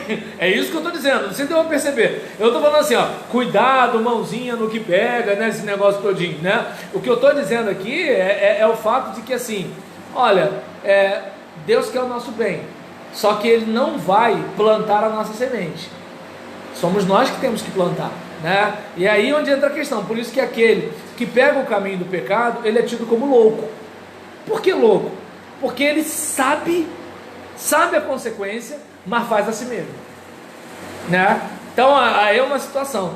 E detalhe, eu não sei se dá para perceber, vou pegar essa questão aqui do adultério, né? Não o adultério do pensamento impuro ou da olhadinha, nesse daí geral leva bomba, mas agora o da conjunção carnal mesmo. Pensa o seguinte: Deus perdoou você, mas o marido da outra mulher, ou a mulher do outro cara, Deus perdoou, mas é aquela pessoa. Uma outra questão: e você? Você se perdoa? Deus já te perdoou, a igreja te perdoou, você foi reconciliado, você está reconduzido no ministério, mas é fácil para você se perdoar? Por muito menos a gente não se perdoa. Não sei se deu para perceber, assim, às vezes o camarada ele usou droga na juventude, ele tem dificuldade de se perdoar. Às vezes ele não foi legal com uma namoradinha, ele nem era crente, mas ele tem dificuldade de se perdoar. Às vezes ele não assumiu o filho, ele nem era crente e ele tem dificuldade de se perdoar. Imagina você que é crente. Lembra, se o coração te condena, maior é Deus. Por quê? Porque o coração da gente condena a gente. Olha uma série de coisas, entende? E detalhe, e se você não se perdoa, você pode achar que toda vez que a sua mulher falar não sei o que, fizer não sei o que, é porque ela também não te perdoa. E às vezes a mulher mesmo já perdoou, está seguindo, mas você que está na tortura. Entende? E isso que eu falei, não estou falando para os homens, estou falando para todo mundo. Entende? Até porque assim, o adultério do homem é uma coisa mais estúpida, né? Então é muito mais fácil a mulher saber. O adultério da mulher é uma coisa mais orquestrada, é mais difícil de alguém saber, né? Então, até por causa da sociedade que a gente vive, né? Então, nessa situação, porque o homem ainda se gaba, né? Já viu alguns testemunhos? Porque eu tinha 20 mulheres, você não vê testemunho de mulher assim, eu tinha 20 homens, você não vê. Tá não, vai entender? Entende? Você vai ver o seguinte: ah, eu saía com tudo quanto é mulher, mas você não vê esse cara falando assim: ah, eu saía com muitos homens. Você não vê esse negócio, entende? Por quê? Por causa da sociedade machista que a gente tem, né? E eu não, pelo amor de Deus, não sou militante, não sou ativista, nada disso não. Mas eu não sei se dá para perceber que assim, é muito comum a questão do homem cantar vantagem nessa área. Então por isso que o homem pode ser burro nessas situações, porque para ele ser descoberto é meio que uma glória. A mulher não, a mulher é uma vergonha. Então a coisa é mais, né, na malemolência, na habilidade. E aí nesse caso, às vezes ninguém sabe, às vezes nem o marido sabe, ela se arrependeu, mas ela não contou para ele. E ela se tortura dia a dia. E às vezes até adoece por causa disso. Entende a questão da loucura em si? Porque é o seguinte, Deus sabe que a gente vacila. O que tem em questão é que a gente precisa pensar o seguinte: olha, eu vou suportar o peso da dor, eu vou suportar a pressão, sem falar os infelizes que têm a vida toda torta, que se acham no direito de falar de você. Ou você acha que quem te julga tem a vida melhor do que a sua? Eu sou batista, né? Então a gente, quando exclui alguém da igreja, é pelo voto. Aí você acha que aquele camarada lá de cabelo branco, com todo respeito aos cabelos grisalhos aqui do grupo, né, e quem pinta, então acontece, por exemplo, tô brincando, então em relação a isso, né, digamos, você vê lá o cara de cabelo branco, votando para aquela adolescente grávida ser excluída. Aí, não, estou dizendo o seguinte, o Batista trabalha com votação, a disciplina é na votação. Mesmo que ela tenha uma causa conhecida, de fato? Hã? Mesmo que ela tenha uma Não, causa... desligamento para qualquer coisa. Tá. Se você, por exemplo, Adultério, se você for, é claro que é o seguinte, devido ao novo Código Civil, a gente não explana, entende? Por exemplo, digamos que de repente, né, fulano fez uma coisa que é constrangedora. Aí eu estou presidindo uma assembleia, vamos desligar o irmão Joaquim. Mas aí, né, a Kátia quer puxar o meu tapete, ela fala assim: mas excluir por quê? Se eu sou um inocente, eu falo. Nisso que eu falei, pronto, constrangimento, Kátia já tem um negócio para me botar na justiça. Percebeu como é que é o negócio? Porque eu estou expondo a fragilidade da pessoa. Então, geralmente, a pessoa, na boa, porque ela é crente, né? Ela tem consciência de que ela pisou na bola. Ela vai, escreve uma carta, pede seu desligamento e te leva e vota. É isso que eu estou dizendo. Mas no passado, que é o que eu quero falar aqui, aquela menina de 16 anos que engravidava, o pastor se recusava a fazer o casamento dela. No meu contexto era assim, não fazia o casamento dela, e ela não casava de branco. Era rosa chá, era salmão, era alguma coisa assim mais ou menos. E ela batia de porta em porta para ver que igreja o pastor aceitava fazer o batismo dela. E era muito comum eu escutar discursos como assim: temos que manter a pureza da igreja. Estou falando sério, assim, hoje a gente pode achar absurdo, né? Eu já achava absurdo naquela época, mas era um pensamento comum, né? Por exemplo, no meu contexto, não estou falando do contexto de vocês, mas no meu contexto de assembleano, na década de 1986, 87, a pessoa ela ainda ia lá na frente e contava, entendeu? Então acontece. Por exemplo, eu não sei se dá para observar, né, que às vezes a pessoa, ela, eu me sinto no direito, vai cavar a vida daquele cara de cabelo branco, vai cavar a vida dele. Então, aí eu não sei se dá para perceber que assim, é nessa hora que me sobe a ira, porque é um sujo falando do mal lavado. Está todo mundo precisando da graça de Deus, está todo mundo precisando do perdão de Deus, está todo mundo precisando resolver alguma situação. Mas hoje em dia ainda é assim, né, pastor? Aí eu não sei, entende? Aí assim, eu não sei. Eu sei como eu faço para evitar o constrangimento. Agora as outras igrejas eu não sei. Aqui a gente só não fala... não, isso daí é desde os inícios do tempo. Lembra de Adão? A mulher que tu me deste, ele botou na conta de Eva e ainda botou na conta de Deus, o infeliz. Então assim, esqueci, a gente chama de abençoado. A mulher adulta que chegou diante de Jesus, ele sabia disso exatamente o que você está falando. Todo mundo queria. Primeiro já erraram não trazendo o adúltero, né? Que ela não adulterou. Não, a Bíblia diz que ela foi flagrada. Se ela foi flagrada, era cena de filme o negócio. Aí como é que aparece a mulher, né? Até, não, mas ele já deve ter sido apedrejado. O evangelista não ia perder esse detalhe. Cadê os dois ali, né?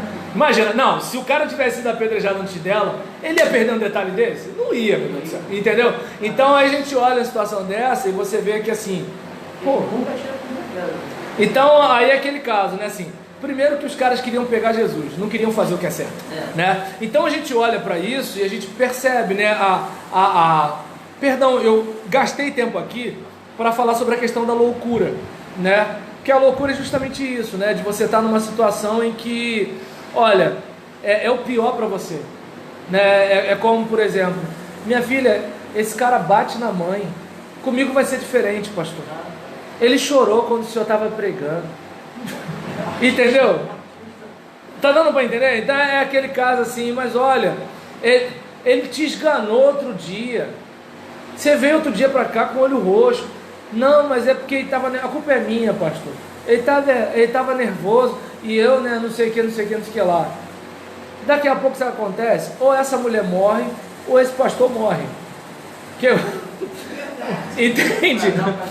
Porque o que acontece? Ela está tão fechada com ele que está arriscado ela ficar contra o pastor. Entendeu?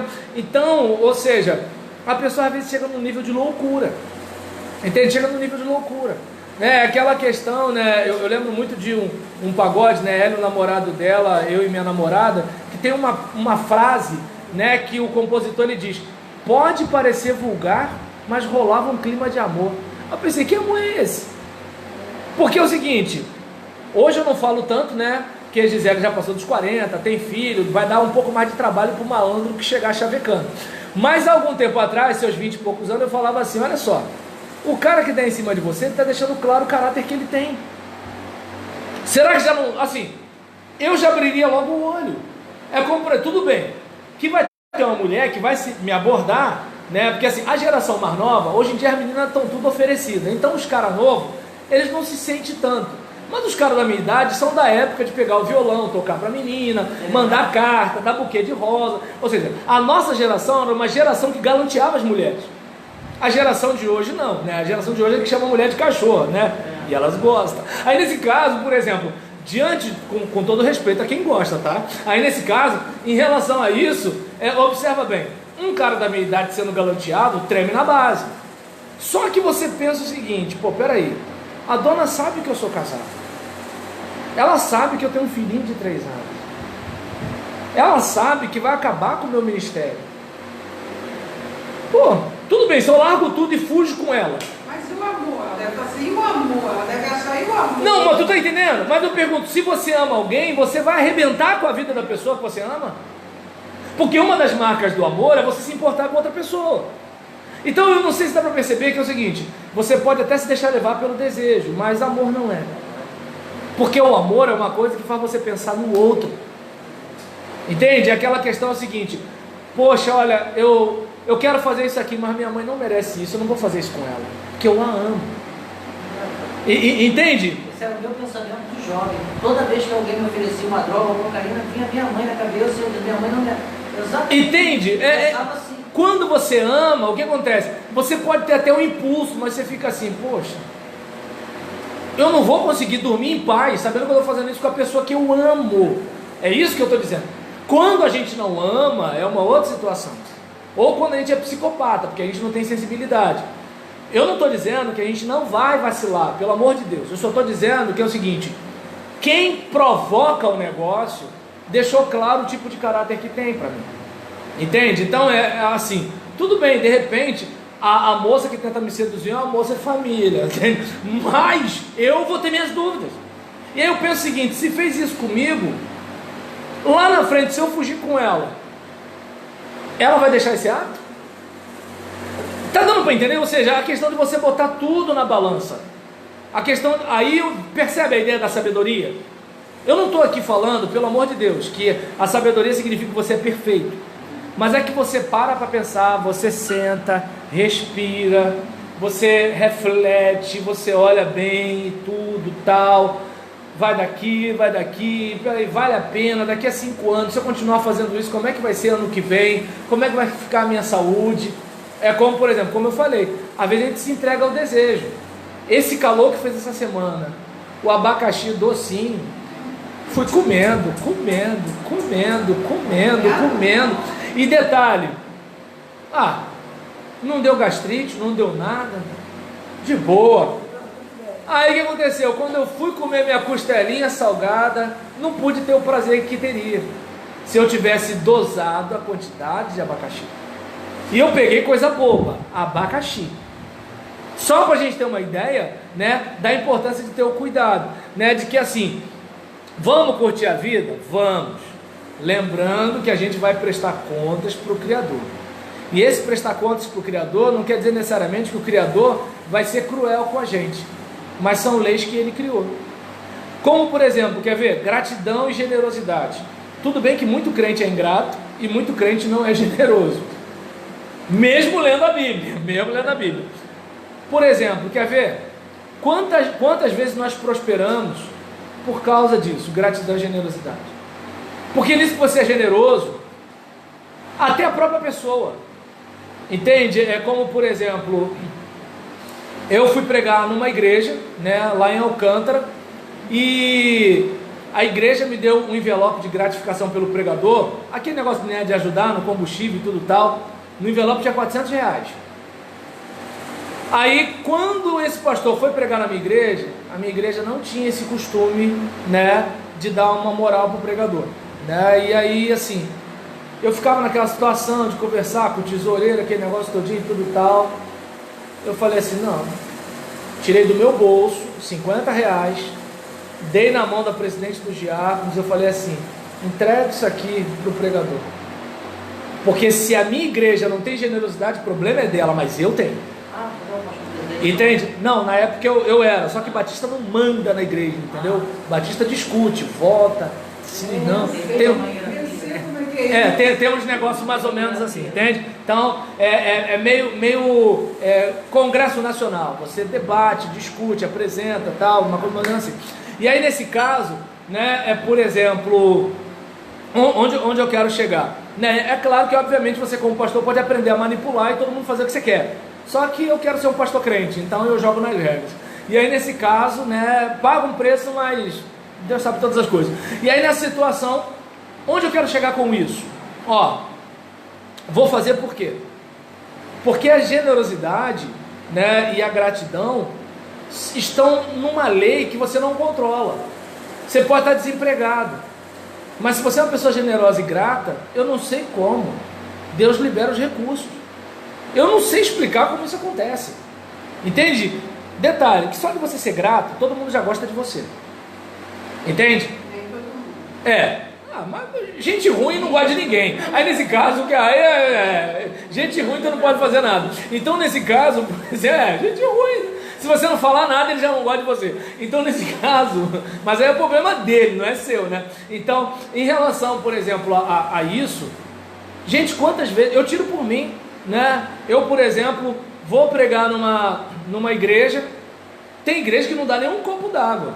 Tem igreja que dá doce para as coisas do pastor. Isso, tem igreja que dá presente, dá um monte de coisa, entende? E aí, por exemplo, numa situação dessa, a igreja é ela que vai penar, porque Deus trabalha com generosidade. Dá e ser-vos-á dado. É a Bíblia. A teologia da prosperidade. Então Paulo é da teologia da prosperidade, porque ele fala que semeia pouco, pouco se falar. Então beleza, é com cada um, entende? Olha, você trabalha muito, ganha pouco, e o pouco coloca no bolso, coloca no saquetel furado. Por quê? Porque você não dá prioridade a mim. Teologia da prosperidade?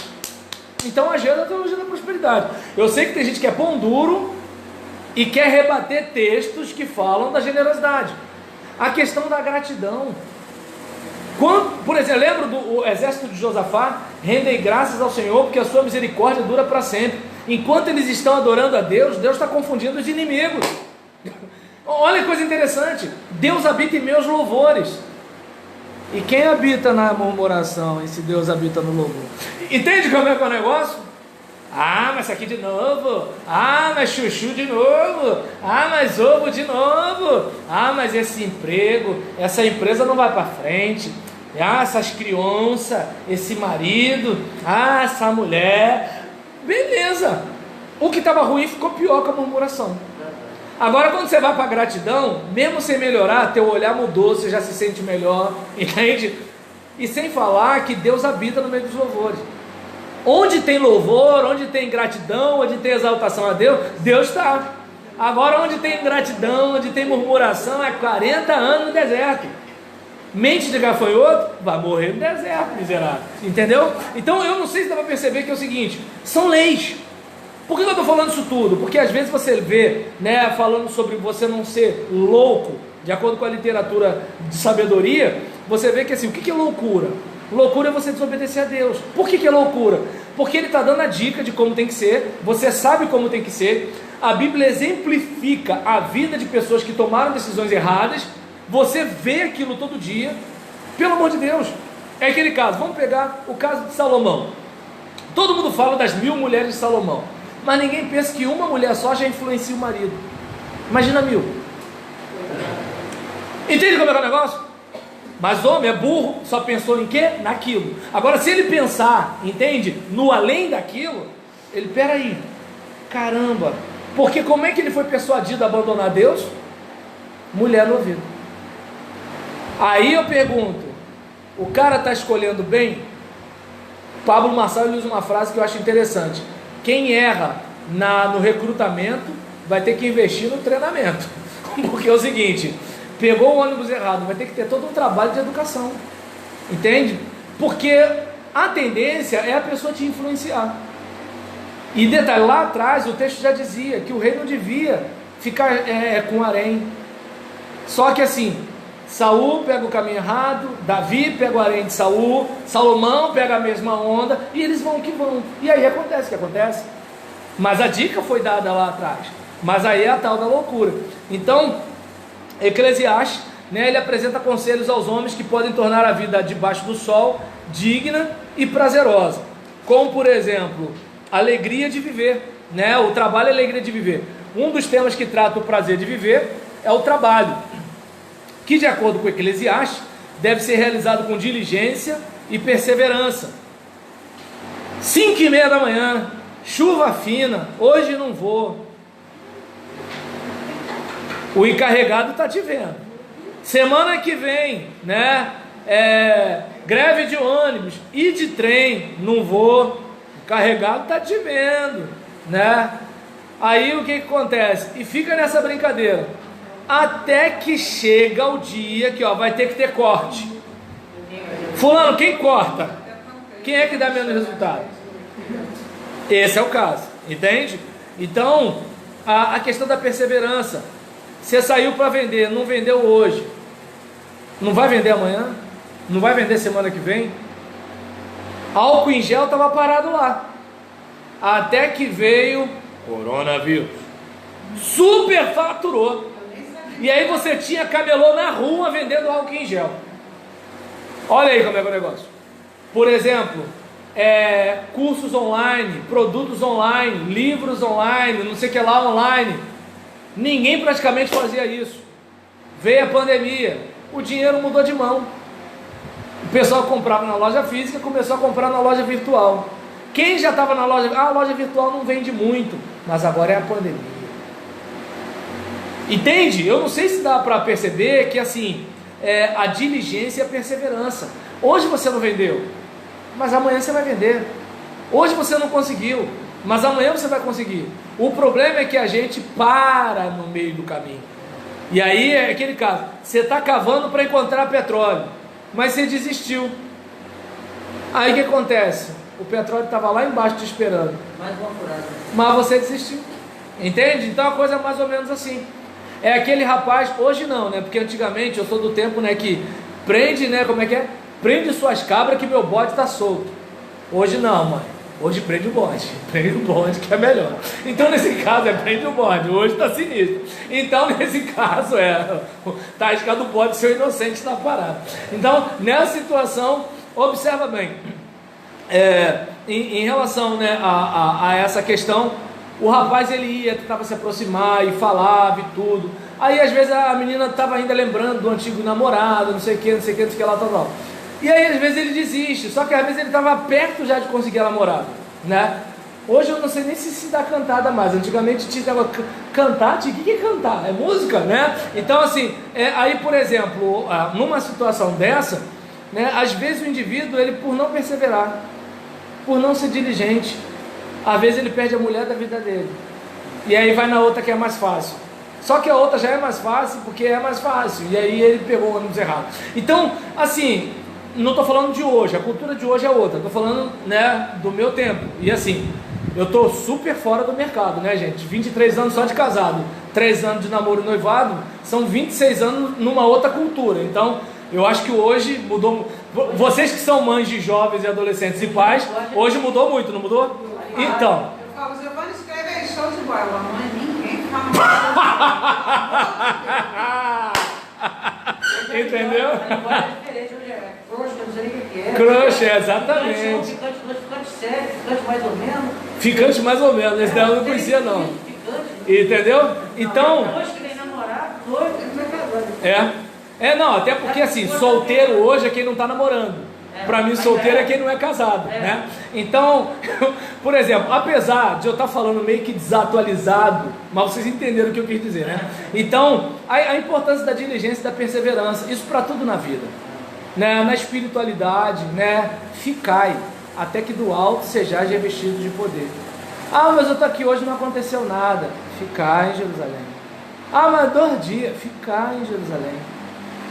Aí você vai, vou embora porque não deu nada. Tá legal, você vai perder, vai ser lá no Instagram, língua de fogo em cima de todo mundo, e você assistindo só dando curtida, entendeu?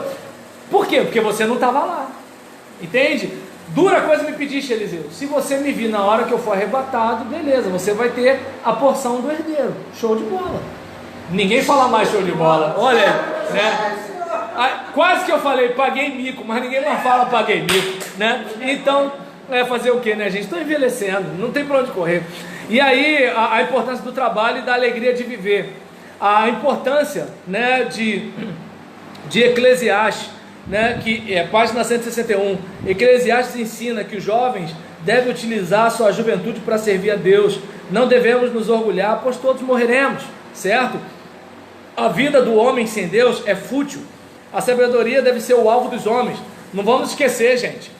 Nosso maior problema tem a ver com a nossa sabedoria, que com sabedoria você sai da miséria, com sabedoria você cuida da sua saúde, com sabedoria você investe num casamento que está quase perdido, com sabedoria você traz o seu filho de volta para o seu relacionamento, com sabedoria você não perde seu filho, ou seja, com sabedoria você lida com esse mundo mal de um modo inteligente, ou seja, eu preciso de dinheiro, tu dá dinheiro, mas o cara é burro, vai perder de novo. Entende? A mulher pode ser maravilhosa, mas o cara é burro, vai perder. O filho pode ser maravilhoso, mas o cara é burro, vai perder. Não tem mágica que o pastor faça, não tem campanha que a igreja faça. A mente tem que mudar. Se a mente não mudar, a vida não muda. Quer dizer, pode mudar para pior. Então, ou seja, a sabedoria. E detalhe, Tiago fala o quê? Quem tem falta de sabedoria, peça a Deus. Então percebe que o nosso problema é sabedoria, não é enfermidade. Meu problema não é um problema de saúde, é sabedoria.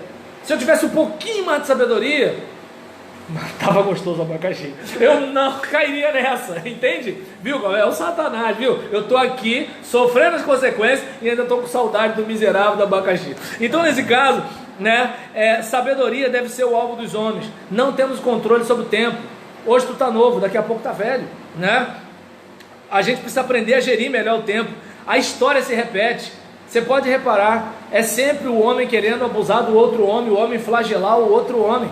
Quer ver uma coisa? A gente tem poder legislativo, executivo, judiciário, mas a gente não está muito diferente lá de Salomão explorando os pobres. Homem de Deus, mas explorando os pobres. Entendeu? Então, ou seja, não está diferente. Não está diferente. Olha quantos benefícios tem os nossos políticos, olha o nosso povo como é que está. Cadê os hospitais de campanha? Todo mundo dizendo que está preocupado com o corona, preocupado droga nenhuma. Eles têm bons hospitais, a gente não tem. E o hospital de campanha que era para ter, cadê ele? Cadê o dinheiro? O fundo eleitoral, por que não foi para a saúde? Então a gente olha para uma situação dessa, né? A história se repete. A coisa é mais ou menos assim, né? E aí fomos criados para vivermos felizes, talvez por isso a dificuldade de lidar com o sofrimento. Mas a verdadeira felicidade está aqui dentro. Paulo fala o quê? Aprendi a viver contente em toda e qualquer situação. Isso é coisa nossa. Você pode ter o carro mais caro do mundo. Se você não tiver contentamento, o carro não vai te dar esse contentamento. E você pode andar a pé e você ser um cara feliz. Entende? Você pode estar com o melhor marido do mundo, mas você vai estar reclamando da vida. E você pode estar com um marido mais ou menos, mas fica assim, mas meu gordinho é tão bom, tá entendendo? Meu velhinho é tão legal. Ou seja, por quê? Porque os seus olhos são bons, entende? Seu filho pode ser pimentinha, daqueles terríveis, aqueles índios, fazer barulho, mas o que acontece? Meu filho está com saúde. Seu filho de repente pode ser aquele filho tranquilão, meu filho parece uma mosca morta. Entende? A questão não é a realidade, é o olhar da realidade, né? Então, devemos ser esforçados em toda boa obra, ministério, trabalho, família, o que for. Faça o melhor, seja o melhor, entende? Tenta ser o melhor marido, o melhor filho, o melhor pai, o melhor pastor, o melhor ovelha, o melhor tudo. Está desempregado, seja o melhor desempregado. Ficou desempregado, vou comprar uma televisão. Não, cara, vai fazer uma qualificação profissional. Mas aquela televisão não vou ter dinheiro para comprar outra. Com essa mente não vai ter nunca. Agora, se fizer a qualificação, talvez encontre um emprego melhor. Entendeu? Então, o casamento deve ser baseado na fidelidade e deve ser prazeroso. Tem gente que só marca no fidelidade, né? Prazer é do mal, pastor. Prazer é coisa do diabo. Prazer é prostituição. Entende? Pode parecer bobeira, mas eu vi um canal no YouTube e eu dou o nome, A Casa da Pastora. A mulher dizia que você não pode nem gemer no ato sexual. Se você fizer isso, é pecado. Estou falando sério. Tá no YouTube. E ela ainda disse que a posição sexual do casal crente, Jesus falou para ela que a posição sexual é papai e mamãe. Entende? Jesus falou, entendeu? Aí o que acontece? Eu não sei se dá para perceber que assim, as pessoas têm aquela ideia, né, de que assim, o prazer sexual é do mal, né? E aí, em contrapartida também, quando vai para a infidelidade, aí faz coisa, aí fica assim, caramba, não fazia metade no casamento, era tão puro e tão casto. E agora, né? Aí acho que é nessa hora que dá vontade de botar chumbinho na comida, né?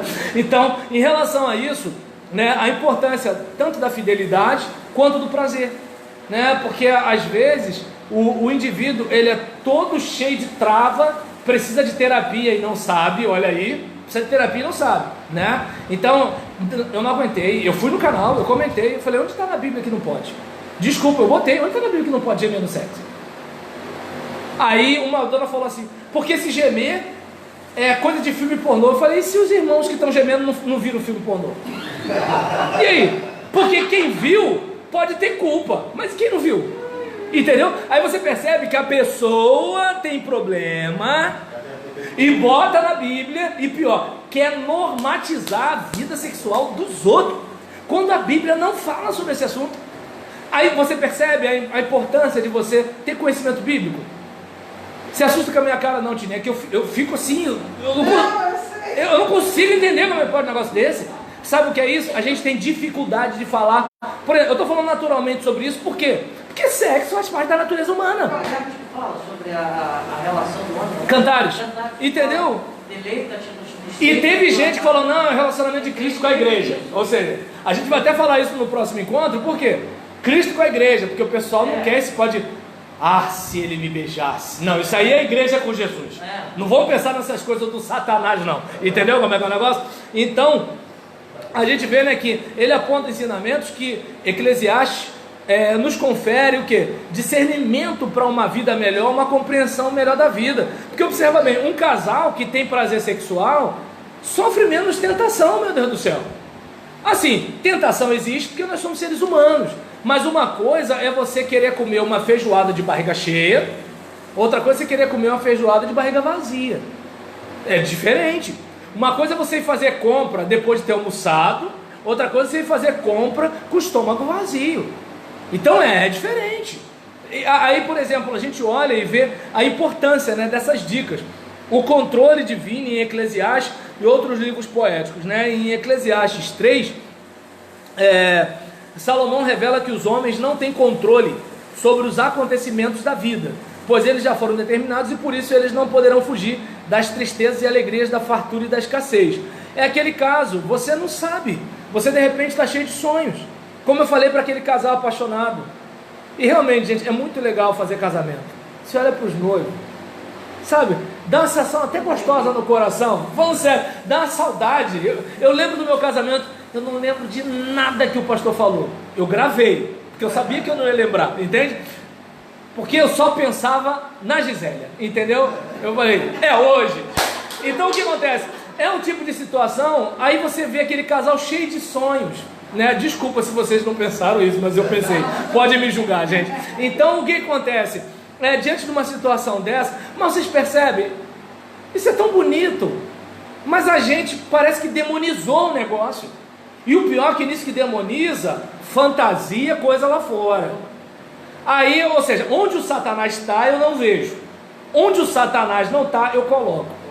Coisa do Satanás. Então, nesse caso, vindo para cá, né, a gente, por exemplo, vai ver, né, que assim, há diversos esboços, né, de Eclesiastes apresentados por toda a Bíblia, o 3.4, e todos têm os seus pontos positivos, e baseando-se neles, né, produzimos um esboço para o livro que está de acordo com seus temas e subdivisões. Então, para a gente fechar, antes de ir embora, me deem só mais 2 minutinhos, já estamos acabando. Eclesiastes, primeiro, a experiência de Salomão com a vaidade das coisas, com as vaidades das coisas terrenas. E vaidade aqui, gente, não tem a ver com batom ou brinco. Vaidade aqui tem a ver com o que é vazio.